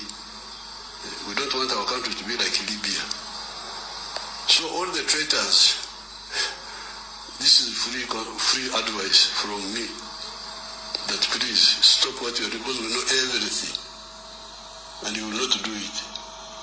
Either peacefully or unpeacefully, we shall maintain peace in Uganda. Now, in the coming Kisanja, ndowooza otegedde nti Museveni mwangu nnyo wa predictinga. Yagambye nti bamuwa information era agirina yakitegerako nti Reverend Father oyo abadde adiringa ne Kyagulanyi okufandinga obuyeekera mu Uganda. Mbu bangi bamukubira amasimu amagamba omusumba musonyiwa omutwe n'agamba no, engeri gye nnyinza omutamu ng'omusumba avudde n'akonfesinga nti abadde akolagana ne Kyagulanyi. Kati bw'ayogera statement eyo Nganza yamusoma aba akusindikira ekifaananyi nti essaawa yonna Reverend Father bali mu kunegotiatinga naye. Kyesimanyi nti Father anakkiriza ali mu kunegotiatinga ne Father akkirize nti abadde adiringa ne Kyagulanyi, then balyoke bapressing emisango ku Robert Kyagulanyi Ssentamu eky'obuyeekera. Ekyo kyayagala akugambye nti tasobola musonyiwa nga tamaze ku acceptinga nti yakola ensobi eyo era acceptinga mubuulire bandi be yadiringa nabo, then bwamala okukola ekyasobola omuta kubanga ye Museveni kyayagala oza mutegedde.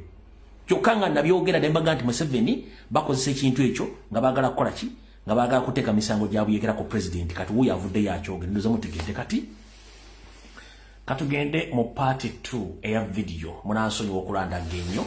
Mwenna njagala muteeka amatu wano bulungi nnyo. Ebisigadde tujja byogera naye njagala muteeka amatu wano olwaleero. Ngenda basomera ebintu bino nga mbyogera mu Luzungu mbiddamu ne mu Luganda okubitegeera obulungi. Kansonera tumugera kuntegeera bulungi. Malolo kendeeza ku jacket wakati mfunye ku Google. Mpowe badde nnyingi nnyo. Ekisookera ddala mu kitundu ekyokubiri ngenda kuza mwezi ziri 19 ezakonka ku mwezi ogw'oluberera omwaka 2026. Okulonda mu Uganda tekukyalina makulu nga Museveni bwe yakuzula nti mu 2019 tekulina makulu. N'akwata emmundu ye revolution gye yakozesa, system ya revolution gye yakozesa oba ya protest vote. Yamanya nti akalulu tekasobola mufunisa kyayagala. So naffe via revolution tulina okukola kye tulina okukola bwe mwalina kikola. Tolina kulinda mukulembeze yenna. Nkiddamu, never ever in your entire life to wait any leader to lead you. You have to proceed yourself to initiate whatever you think to protect your country and to protect that constitution. Don't wait any leader. Leaders are very easy to be buyable or to be controlled or to be predicted by the state. So you yourself, you have to initiate the revolution by yourself. Don't wait any leader. Temulida mukulembeze. Kubanga mukulembeze public ebimanyi gwe public tekumanyi go ino kola. Mukitegedde bulungi nnyo. Kubanga kati njala kugamba ati singa bakwata omuntu gwogadde nti yagenda kukulembera oba ogenda kuzzaako ki. Kitegeeza nti revolution teba na mukulembeze. Revolution okutambula obulungi mumanya nti okay abantu baffe bali bakulembeze nti bone badde bali. Kubanga abantu bakibazze bali bisere bisinga bwe baba bakwata mwate mugwamu amaanyi kati bwe balanga basirikidde nga mukola kye mulina okukola mulina okutambula lwaki. Ngenda basomera revolution B okuli ya Bufaransa n'okuli ya America nenga nyongera okugamba bwe tuba tugenda mu revolution ebera bwete. Revolution ebera mu surgical operation. Surgical operation ebera ku local level oba ku village level. You deal with the individuals personally. You deal with the individuals personally on local level. John nakugambye Museveni takola yekka. Museveni akugambye nti alina information buli wamu alina wambega. Ne mu church alina mbambega. Ne mu kereziya alina mbambega mizikiti ku kyalo. So buli muntu asabotage nga revolution yaffe oba okulonda kwaffe oba okuwangula kwaffe atandikira ku kyalo. Kati revolution zonna zitandikira ku ground level, ku village level. No mu finding out nti onadiringa ne gundi nti ye oyo nga mubuuzaako bulungi ng'oyavaawo. Mwino bafula uncomfortable to the extent badduke mu bitundu. Ebitundu bine ng'abantu you can identify yourself ne mwenda bali bakyukakyuka nga togenze kugamba muntu yenna omwogereko bokola ki. You do actions according to your targets. Revolution bwete buzitandika. Revolution mulimu okwesamba ebintu by'abantu abanyigiriza. Mulimu okutandika okutambulira ku banyigiriza. Mulimu okutandika obbajjanjaba kuba basinga obungi balwadde mubawe eddagala libajjanjaba. Kati kankusomere kye bayita French Revolution mu bwangu wano tugende mu maaso. The French Revolution treatment of loyalists, those loyal to the monarchy, the church or the old regime, involved over time became increasingly harsh as the revolution radicalized. Nti mukwanula okwali mu ggwanga lya Bufaransa lyalina eddagala lye baakozesa. Basooka ne bazuula abantu bonna abaagala enkyukakyuka nga tasobola kugulibwa nga ye yavaako ku lw'ensi ye nga bali against n'obwakabaka obwaliyo obwali butulugunya abantu. Obwakabaka obwali bakolagana n'abaani mu makyaki abannansi bali bakolagana regime ne bafuukira abantu ne babafuukira ekizibu era ne bassa ebikolwa mu nkola okulemesa bonna abaali balya mu ngalo z'obwakabaka obwali mu biseera ebyo bannansi nga beekozeemu omulimu. Ekisookera ddala boyi wange olina okunoonya omuntu afe mufaananya endowooza nga mufaananya ebikolwa. Olina okufaananya omuntu omufaananya endowooza oba ebikolwa okutandika okulwanyisa regimu ya Museveni katuli bayeekera.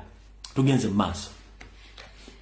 Radicalism in 1792 loyalists as enemies of the people.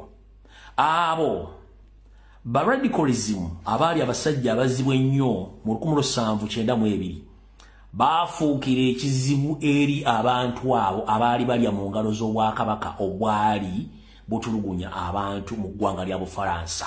Nkiddamu bano abasajja abazibu ennyo abakampa bali bagala ensi yaabwe mu 1792 baafuukira abaali balya mu ngalo z'obwakabaka obwo ekizibu ne babanoonya omukuomu ne babalemesa ensi mpaka obwakabaka bwe baabusuula.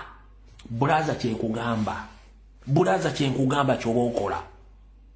Ky'ogenda okukola tokyogera ku social media. Tulina okukola ebintu nga biri underground, ng'ebintu biri surgical. Tosobola kuvaayo kwogera ky'ogenda kukola munoonya oyo, noonya omukuomu. Tugenze mu maaso.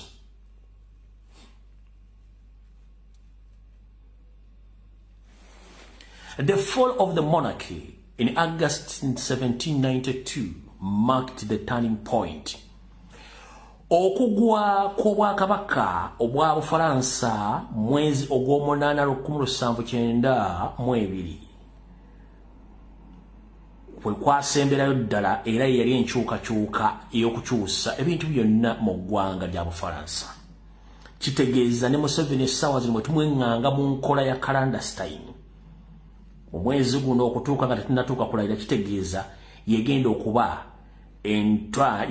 enkyukakyuka ey'omuggundu okukyusa buli kimu kyonna ekyawa mu Uganda n'akabenja ke konna. France was at war with European monarchies. Obufalansa yali mu lutalo n'obwakabaka bwonna obwali mu bbendobendo lya Bulaaya. Abafalansa bennyini batandika okubeera ku lutalo okulemesa buli bwakabaka bwonna obwali mu bbendobendo lya Bulaaya. Ompulira bulungi nnyo. Loyalists were increasingly labeled a counter-revolutionists. Nti abantu bonna abaali balya mu ngalo z'obwakabaka obwo baateekebwako emisango, baanoonyezebwa, naye era tebaapowa, baafuuka ekiro eky'entiisa nga balwanyisa bonna abaali balya mu ngalo z'obwakabaka obwo. September Massacre 1792 revolution crowds killed about 11,000 to 14,000 prisoners, many loyalists and clearly driven by fear of the internal enemies. Bakugambye mu mwezi ogw'omwenda wabeerayo okutta kw'abantu mu 1792, naye abantu b'enkyukakyuka battibwa wakati w'omutwalo gumu 10 ku mutwalo gumu 14. Abasibe abo battibwa, naye nga bonna abaakikola be baali abantu abaali balyanga mu ngalo z'oyo eyali mu bwakabaka ebiseera ebyo. Era ekyo baakikola okuteeka okutya mu bantu ba bulijjo, naye nga kino kyawa omuzinzi eri abo abaali balina omutima okulwanyisa abalabe baabwe okwetoola eggwanga lyonna. Era ebyavaamu mwabitegeera mu bisoma bulungi. Loyalists were treated as an existential threat. Bonna abaali balya mu ngalo z'obwakabaka obwo munnange baakolebwangako nga ebitagasa ebiremesa enkyukakyuka mu mbeera eyo. Tugenze maaso. Under the Committee of the Public Safety in France during that time, legal framework, law of suspects of 1793 allowed arrest of anyone suspected of loyalist sympathizers. Bakugambye n'etteeka lyateekebwangawo mu 1797 okukkiriza okukwata yenna asuubiriza nti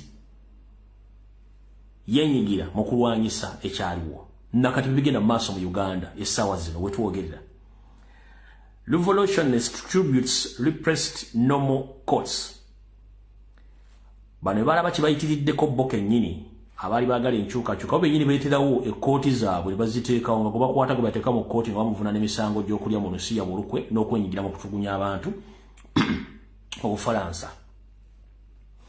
Vogue definition of enemy of the revolution enabled mass arrests.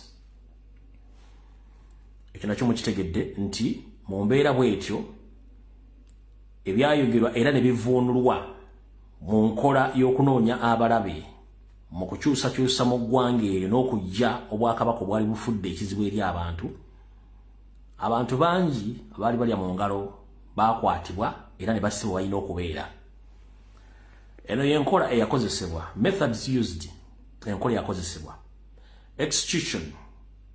Around 16,000 and 17,000 executed by great stands of thousands more died in prison or summary killings, imprisonments of hundreds of the thousands of detainees, confiscation of properties of enemies and convicted loyalists, suspension of revolt, brutal campaigns, loyalist regimes or regions, EC, the Vendi, including the mass killing of civilians.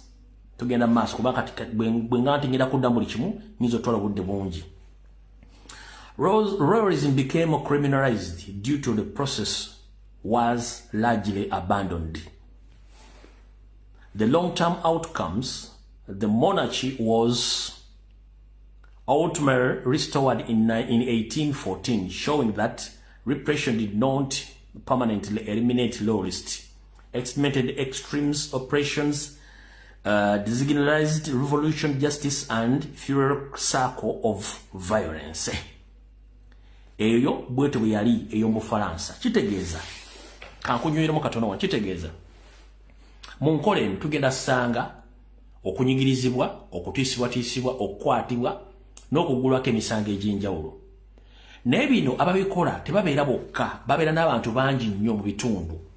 Abawa amawulire, ababulira nti ono y'ono, abagamba kino kinakolebwa bwe kiti, oyo atambula bw'ati, alya bw'ati. Kati muwagala counter-attacking ekintu ekyo.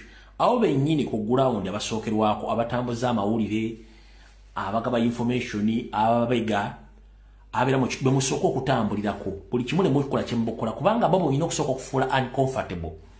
Bw'obafuula uncomfortable ne ku ground kitegeeza nti state ebeeri mu bbango, wabeerawo vacuum wakati wano nga state kyasobola communicating ne bambega baayo oba ba loyalist wansi eno.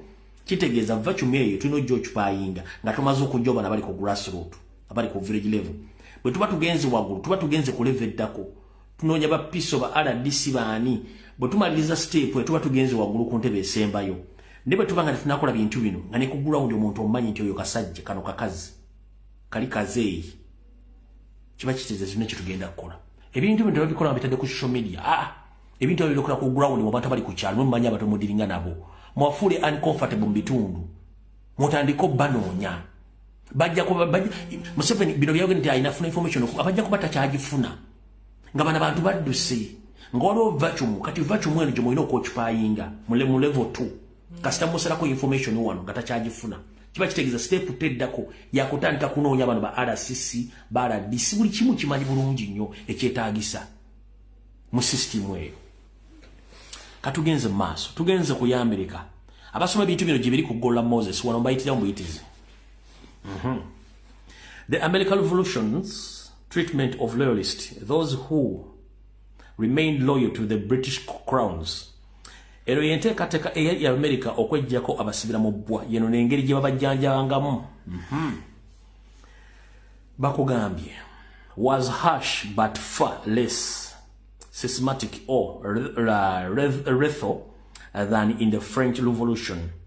Bakugambye enteekateeka yenna abajja bakola yali ya mutawaana nnyo era yali ya bukodyo nnyo era yali ya bulabe nnyo n'okusinga eyali mu Faransa. It combined legal penalties, social coercions and exile with limited execution. Bakugambye nti mu mbeera ate yali mu America alinzibu nnyo, baagatta ebintu bingi nnyo, omwali amateeka n'ebibonerezo, omwali n'okugjawo abantu abamu n'amu okudduka okugenda mu buwaŋŋanguso bw'ekiwaze saako n'okugezaako okukendeeza ku nzita y'abantu abo. 4. Violence and execution, limited and vain. An estimated 500 to 1,000 loyalists were killed during the war, mostly in local violence, guerrilla warfare, or mob actions. The very few executions followed formal trials, dozens at most. Violence was regionally concentrated, especially in the Carolinas and other frontliners areas where civil war conditions prevailed. No equivalent or a region of terror. Against the mass. Exile and displacement. After the war, about 6,000 and 80,000 royalists fled to Canada, Britain, or Caribbeans. The Britain compensated some loyals for loss of properties and many never returned. Kati ebintu ebibulidde ku mitimbagano obutambi bojje buli mu kimu gye kiri naye njala soka bagambe ekigambo kimu mwenna. Mu lutalo tebakaabiramu. Mu lutalo tebakaabiramu, mu lutalo tebanyigiramu. Okufa kw'omuntu akulembedde omuntu gobadde otambula naye kukuwa maanyi na busungu. Naye ate obusungu olina obba controllinga ng'onoonya omulabe wo. Ekisookera ddala. Nkubiza bakomrade bonna bali ku social media. Temupostinga videos abantu bebasse. Temupostinga videos abantu bakaaba. Temupostinga kintu kyonna. Mukeepinge videos ezo mu inbox zammwe kuba videos zijja kugibwayo. Zizanyibwe wantu wonna. Ekisookera ddala. Bw'oba ogenda mu lutalo luno olina okumakinga sure nti omutwe gwo guli steady. Nga n'omubiri gwo guli steady okwenganga ekintu kyonna. Nkiddamu okubasaba bakomrade temuteeka videos zitiisa abantu ez'abantu battiddwa muzitereke. Time egenda kujja ziveeyo. Secondly, topostinga video ya muntu yenna akaba nti basse omwana wange bakoze batagireke gitereke zijja kuvaayo kuba zino tetaaga mu kooti ng'obujulizi. Temulowooza ati Museveni eri mu gavumenti mu Uganda ne bandi bokka no n'abaana baba bali mu wilaaya bagenda kubeera nga bali accountable for these crimes against humanity. Okitegedde bagenda kubeera accountable bali bona badduka abali e Rwanda abali e Congo abali e Sudani abali mu nsi z'abazungu bagenda kubeera accountable for those crimes. Kati mwe mulina okukola mulina okubeera gumite enough nti revolution yammwe si abakulembeze. Omukulembeze tannakyagenda kwongerako okujjako gwe ate omuconcentratinga kuno ogwamu n'amaanyi nno toggwa nga mmanyi bamukulembeze nedda. Lwaki? Ekisookera ddala Mandela yali mu kkomera ng'ebintu bitambula. Thornbech yali mu kkomera ng'ebintu bitambula. Ramaphosa yali mu kkomera ng'ebintu bitambula. So kitwale nti president taliiwo. Kitwale nti ba MP b'owalozi tebaliiwo. Kitwale ba kansala tebaliiwo. It's your responsibility to keep on moving. Temupostinga bintu byonna. Temupostinga kintu kyonna. Tujja byetaaga mu time entuufu. One, mwina kye mutamanyi. Ekisookera ddala. Bw'opostinga video omuntu ng'akaaba, bannayuganda bali too emotion. Kijjamu wamu setback. Bw'opostinga video omuntu nga bamuse kijjamu wamu setback. Alowooze. Nina omwana wange ate ne bwe ngenda bajja kunzita wano. Gobadde okimanyi nti abasirikale bonna world over balina emmere gye babawa. Balina ebyokunywa bye babawa. Balina empisa ze bakuba ne baba nga tebasobola kutya kintu kyonna kiba kibeŋŋanze. Ng'alina option egi ng'asigaza survival instinct zokka n'omentya essasi ngudde ntya kava ntambudde ntya. Abasirikale lwaki? Kubanga naye botta omuntu botta musirikale munne afunamu okunyolwa. Kati okunyolwa okwo bw'abanga amaze okuteekebwamu ebintu biri kiba kitegeeza ono agenda bujjamu ojjemu dog taaga agiteeke mu ngalo agiteeke mu mpale. Mwenna mulabye emizannyo emiwandiike ku TV okwo mweze muyita movies oba films muyita movies nga bajjako ekijjisako dog taaga kuba nti agenda kujjukira ndi komuladiwa ntwamuleka mu lutalo naye nga amaze omubuuka agenze. Kati muganda wange bw'opostinga omuntu nga bamukubye essasi olina abantu bangi b'otiisa. Bw'opostinga omuntu ng'akaaba olina abantu bannayuganda balina feelings balinga nga za nte. Bwe tuba tugenda mu revolution tolina kulaga kintu kyonna kijja bantu kibajja kukumulama kubateeka mu feelings nkyamu. Please temukikola. Don't do it. Social media mugifule active ng'ekondemi ng'ekomandi nga bye tulina okukola. Fe video tuba nazo. Abasirikale waludde obubawa emmere ng'emmere gye babawa n'ebyokunywa bibawa confidence ne babakubye ekyali wangu ojjako bw'ojjadde ogutaaga n'agiteeka mu nsawo n'amuvinga on.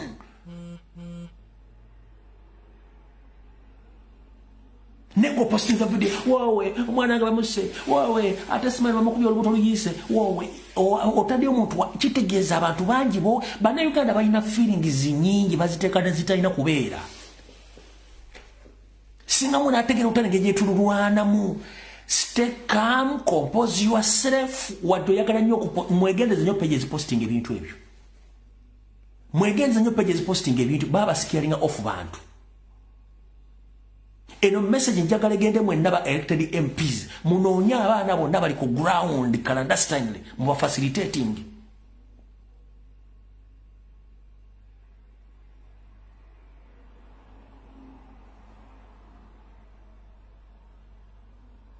nga tebaza ku social media gamba nti ate tetulina mugende wansi mu facilitating abaana abo ba foot soldier bani ba facilitating nga teri amanyi lewo mu mutwalo gumu lewo mutwalo ebijumala mwe musirikire mubeereyo gwakomole diye na postinga video ku TikTok ku Facebook ku Twitter sime baso omuntu gwe ino oba okola mulimu kikitegeza you are scaring off people nkugeba na Uganda balina feelings ngolo omuntu ogenda n'okabira omuntu gwotamanyiko obagamba no one can rest in peace no kabuzibu bw'ekirogo. Yes, tuli mu bana Uganda nze nsinga obutayagala kutulugonya na kutta bantu ne mu revolution olina okukkiriza nti afa yagenda kakweke ekyokulabirako Kyagulanyi ogulabe season ye Kyagulanyi oli eyasooka Kyagulanyi eyasooka naffe kennyini yatukaabya atya twatuka ensambya nga ssente zaafudde n'abalala n'agamba bannaye mubakwateko abaana bagumye ng'awulya kimuluma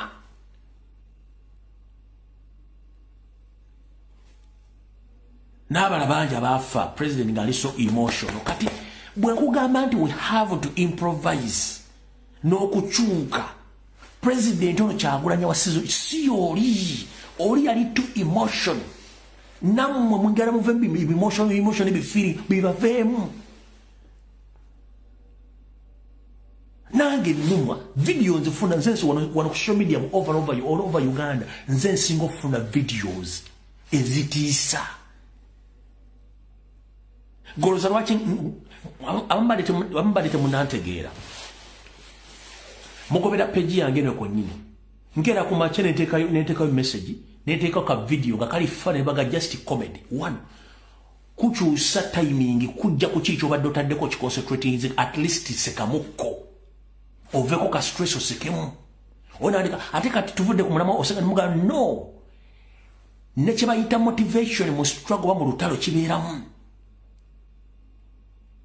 era kibagamba nnyo ndize postinga mu video busessa sirwa kuba nti mbajala nnyo sirika ebinnyo no njagala nsesa abantu eriyo kadamba nga bamukubye emiggo mu kiyumba bwabikula simina asa kwa video nkamusesa lwaki yense kuzimu bosanga omukyala mu diaspora bambi ali maziga akaba nabikula page nasa nekamusesa ekyo bakiyita motivation bosanga omuntu yafiridde omuntu we nabikula Facebook bati kugulika account akasesa omukyusiza omujje mweri gudi gyabaddemu okitegeera so kyembagamba nti mutayiming ebintu byemukola nete muteka kintu kyonna sawa zino kintu kijja mbantu mu mbeera kibakyusa bwongo nakubakaabya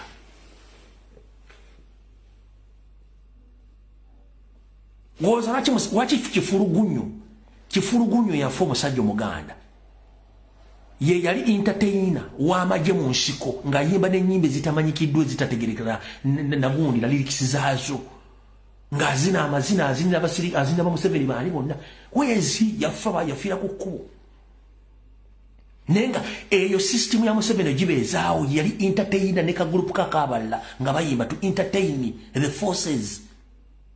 That's why people sing during slavery abaddugavu okubeera nga abaddugavu basupasita mu nsi yonna baatuukanga embeera ebayinze ne basala batandika okuyimba nga bakabya Mukama Katonda Mukama n'ababulesinga kyova mu nsi yonna abaddugavu basinga okuyimba kigenda mu jjiriza bwezityo kubanga okuyimba kukakkanya ebintu byogere bisisa bikakkanya kati neggo tosobola kuteekayo kintu olwo bamukubye amasasi yafudde bamuyiye ebyenda woowe simibiki zitereke time egenda tuka zigenda kuvaayo time egenda tuka zigenda kuva toteka kintu kyonna kijja bantu kumulamwa na kubatiisa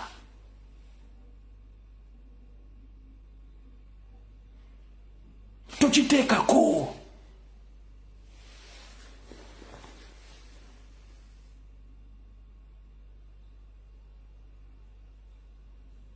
kati kankubuulire dakika ziri mmeka zikyali nakino kansooka nkikusomese waliwo time bwetuuka ne weevaamu bwemala okwevaamu kiba kitegeeza ogenda kukola action njagala buli muntu mu preparing katugenda mu lutalo tugenda mu civil war tuli bayekera omuyekera taba na feeling omuyekera buli kyonna kyasobola okukola eky'obuyekera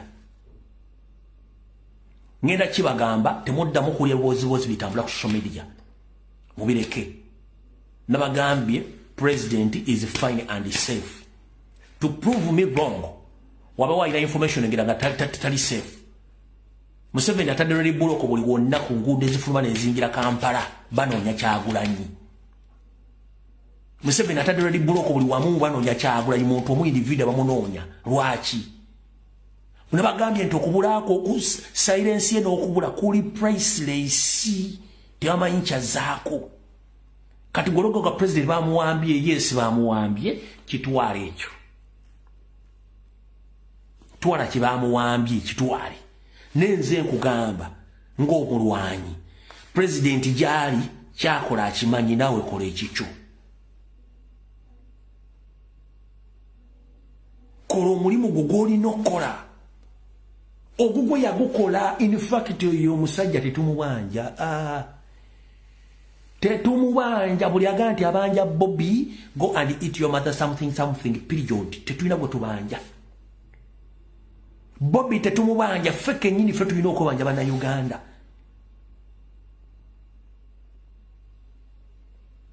he had played his role on all levels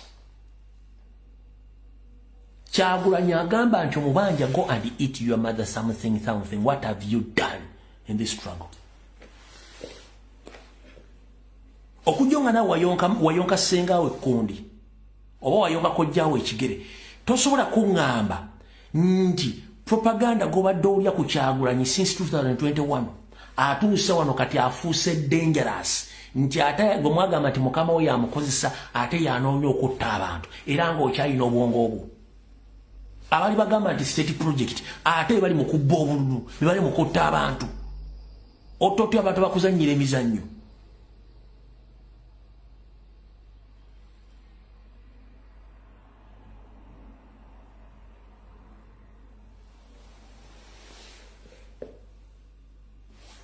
omuntu yenna gw'osanga nga mu Kyagulanyi simanyi azaako mugambe azaako nnyoko period bakitaawo as simple as that gw'ozaako ki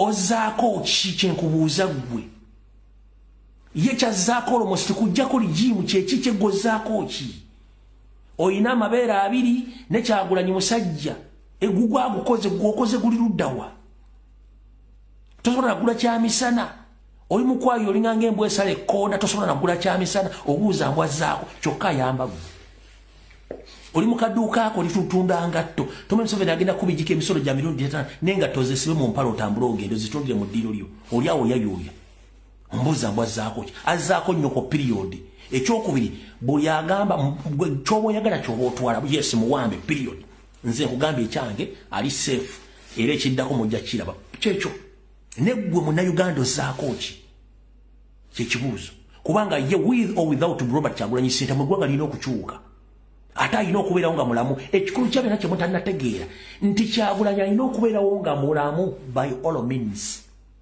lwaki alina okubeerawo omutiisa edduge bavuddeyo ne bakola press conference era amaliriza agamba nti Nuupu yegasse ne NRM basula bonna naye nga bolaba tuli ne ba state agents so tembowa budde omutiisa edduge muguleke gukole ebyagwo fe tetufaayo ukitegera mulungi kati njala kuga comrade yona joli munsi yona please kozesa obwongo bwo naawe bwe bakubba kiki ekikuleta omuntu bw'akubba kiki ekikuleta instincts okuba enduulu oba omubi oyo oba okuba engumi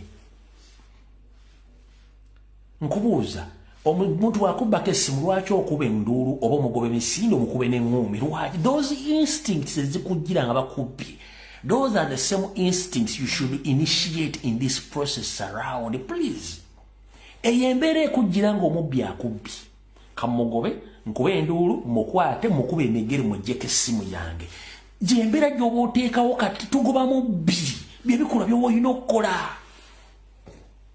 please tobaamu kintu kyonna kikujja ku mulamwa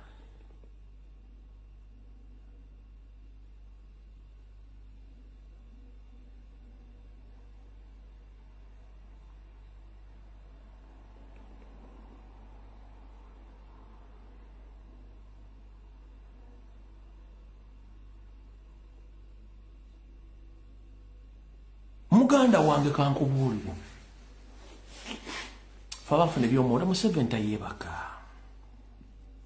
Museveni teyebaka akimanyi ensi temwagala obulujiya mujjamanyi yabbye bubbi bagabye bakama atekedde ala fomu zalina zonna ku mutimba gatalina adde yannyoko wadde yennyina tagirina kuba tasobola za uploadingayo kati muganda injala kubuulira mu nsi ezaakola in normal circumstances when you announce the winner you upload all the details which shows the winner beba kama tasobola ku uploadinga the data form on age are uploading figures beba kama tasobola ku uploadinga what the data form on age ku platform yawe ya website kubanga tayina tazirina aina ku applying figure ku uploading figures so kazalina president amugendi to prove me wrong upload all the data forms za Museveni ko yawangu azina tazirina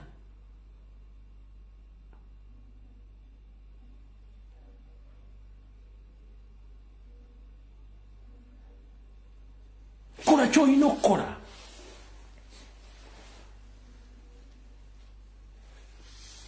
fonga fetu gukola twali batuganda tuweddemu amaanya ne tugamba no eyeyambudde aba yeyambudde ompulya bulungi nnyo tuli wano lw'abakomuledi baffe teri agenda boogera bali makomera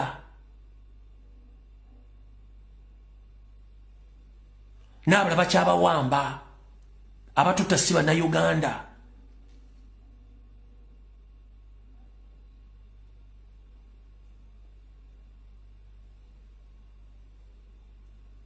ng'oyagala okumanya nti muli b'amaanyi buuza be baagula okutwala where are they nabo bemagazanga kuba tabalina kye bagenda kuzzaako amazima bagamanyi ate temugwa mu katego kankubuusa waliwo project yaba NRM leaning bloggers ba TikTok batandise ekibooziboozi mu Museveni yabbye obululu ekyo ekibooziboozi kya advanced psychology kubanga pressure eri ku Museveni emulaga nti yabbye tayina proper results kati basindise ba YouTube ba blogger ba TikTok batandike ekibooziboozi mbubako neminga nti akaluba akabbye mu advanced psychology omulimba bagwejjeko bakulekedde bano ba influencer batambuze ekibooziboozi kati mmwe mutandika okugamba olaba n'aba bavuddemu kitegeeza babbye kati ekintu ekyo psychologically bakusindikira abo bennyini bakonde emiga akalunga bakabbye mmwe abadde balina okutwalaganya ekintu kino n'ababo bennyini bavuddeyo kati naffe katuddeko ebbali kabatwalaganye oli musiru psychological tokitegeera nti basindisa abantu bakola ekintu ekyo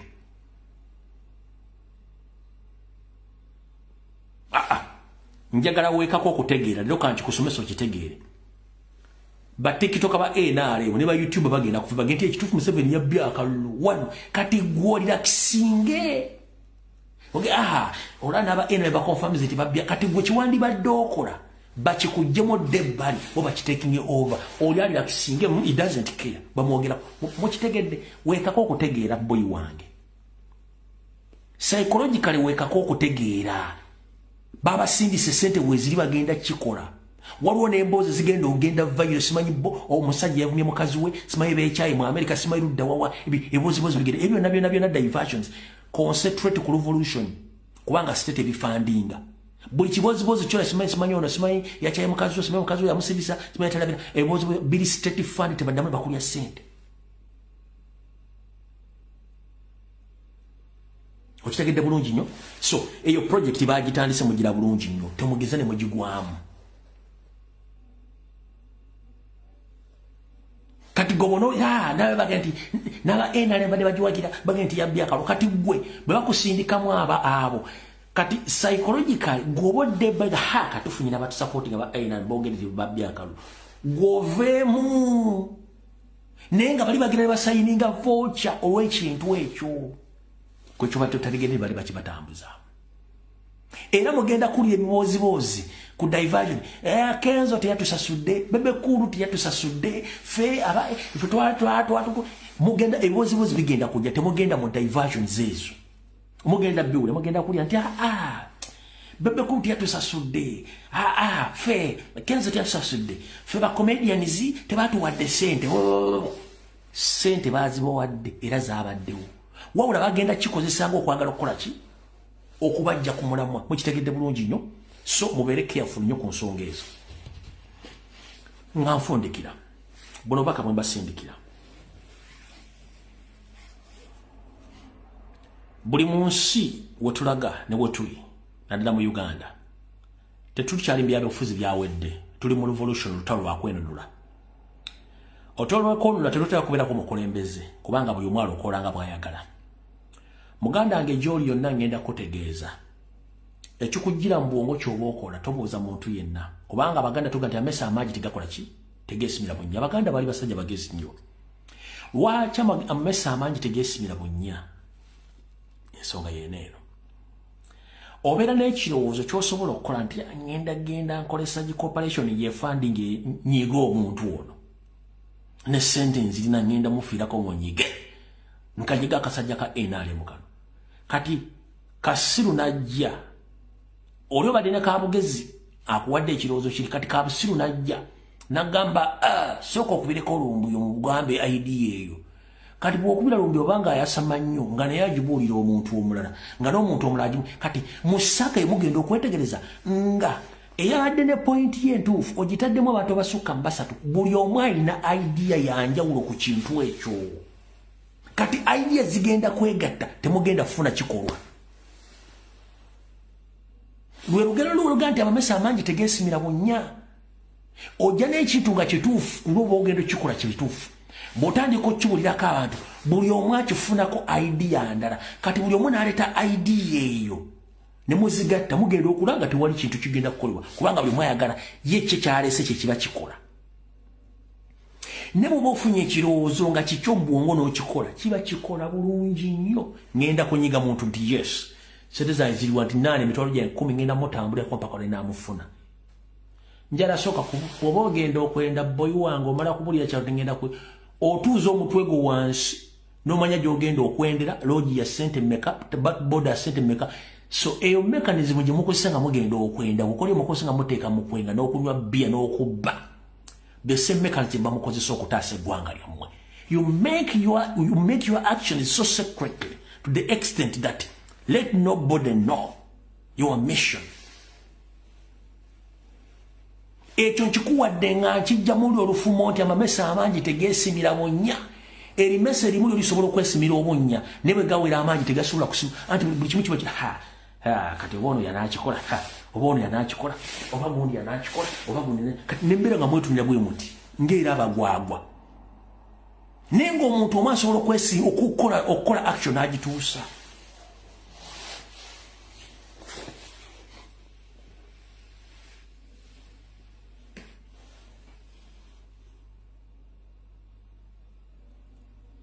mwalonze milioni almost 10 ne muwa president akalu mungaba botya milioni 10 temusobola kuva buli muntu nga alina ideology ye esobola okunyiga buli kasajja k'osanze ku kkubo gwe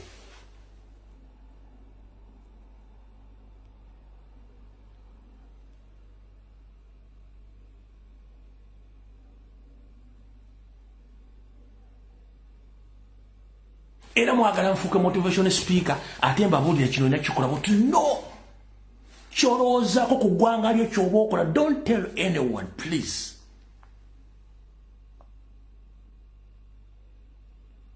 kyolina okukola kikole nga gwe omuntu tolinda president kuba taliiwo kitwale taliiwo kitwale tatawo muntu afudde olina okutambuza famire yo nyoka afudde mulina okutambuza famire golowooza tatawo afa famire mwena mufiira mwe baziikala mu kofini that kind of nonsense mugikomya tata nga afudde ensi ekomye wano ffenna batuziike lumu no taata alina olulimi lwagenze maama afudde alina olulimi ffenna musituke mutambule that's the system obulamu bulina okgenda mu maaso uganda lina okgenda mu maaso tulina okukola bye tulina okukola with time mubikole tolinda temuddamu okuvuma ba mp mubaleke kubanga tebalina kyebagenda tukolera bafunidde emirimu gyabwe okunyo nga mwagala bavume neyo video njimazo olwali omukaba bankumi tusinkana endozo olunaku bwe nabankomye olunaku lwenca kuba ndaba wano okusinza ku system yange ndaba wano message zipopinga ano nyinzo baddira enja so muganda musituke mutambulete mwekubagiza nga bwana bwanjala tugenda mu lutalo ensi tolina ng'ogenda girekera Uganda yensiyo we are under occupation we are fighting pirates who are there to occupy our country. Remember, nobody is going to help you before you help yourself. Bible yakugamba bote okole n'okulya tokole ki tolyenga. Ebyamagero byakoma ku mwana we Yesu Kristo bayita Nabbi Isa. Bwe yasembayo okukola okukyusa omwenge okukyusa amazzi ogazza mwenge n'agabula agoberezibe. Bwe yasembayo okukyusa omugaati ogumu ne gufuuka emigaati emitiivu n'aliisa abayigirizwa be. Ebyamagero byakoma. Era ebyakoma Bible nekugamba nti genda okole n'okulya kuliva mu ntuyozo. Okukyusa eggwanga kugenda kuva mu ntuyozo. So si mu kutuula mu buliiwo kulindirira. Ekizibu ky'Abannayuganda mwagala nnyo okulindirira. Ate gw'olindira bw'olaba aluddeyo n'otandika omubuleeminga naye omubuleeminga gw'okoze eki? What have you done? Yourself. Olina omutwalo gwa $1 guteeke banyiga omuntu oyo aba avuddewo bw'oba mugjawo kitegeeza nti eyo beera siteepu nnene nnyo. Okitegedde? Vidiyo de Mukama bankuumire tugenze mu maaso. Mweraba.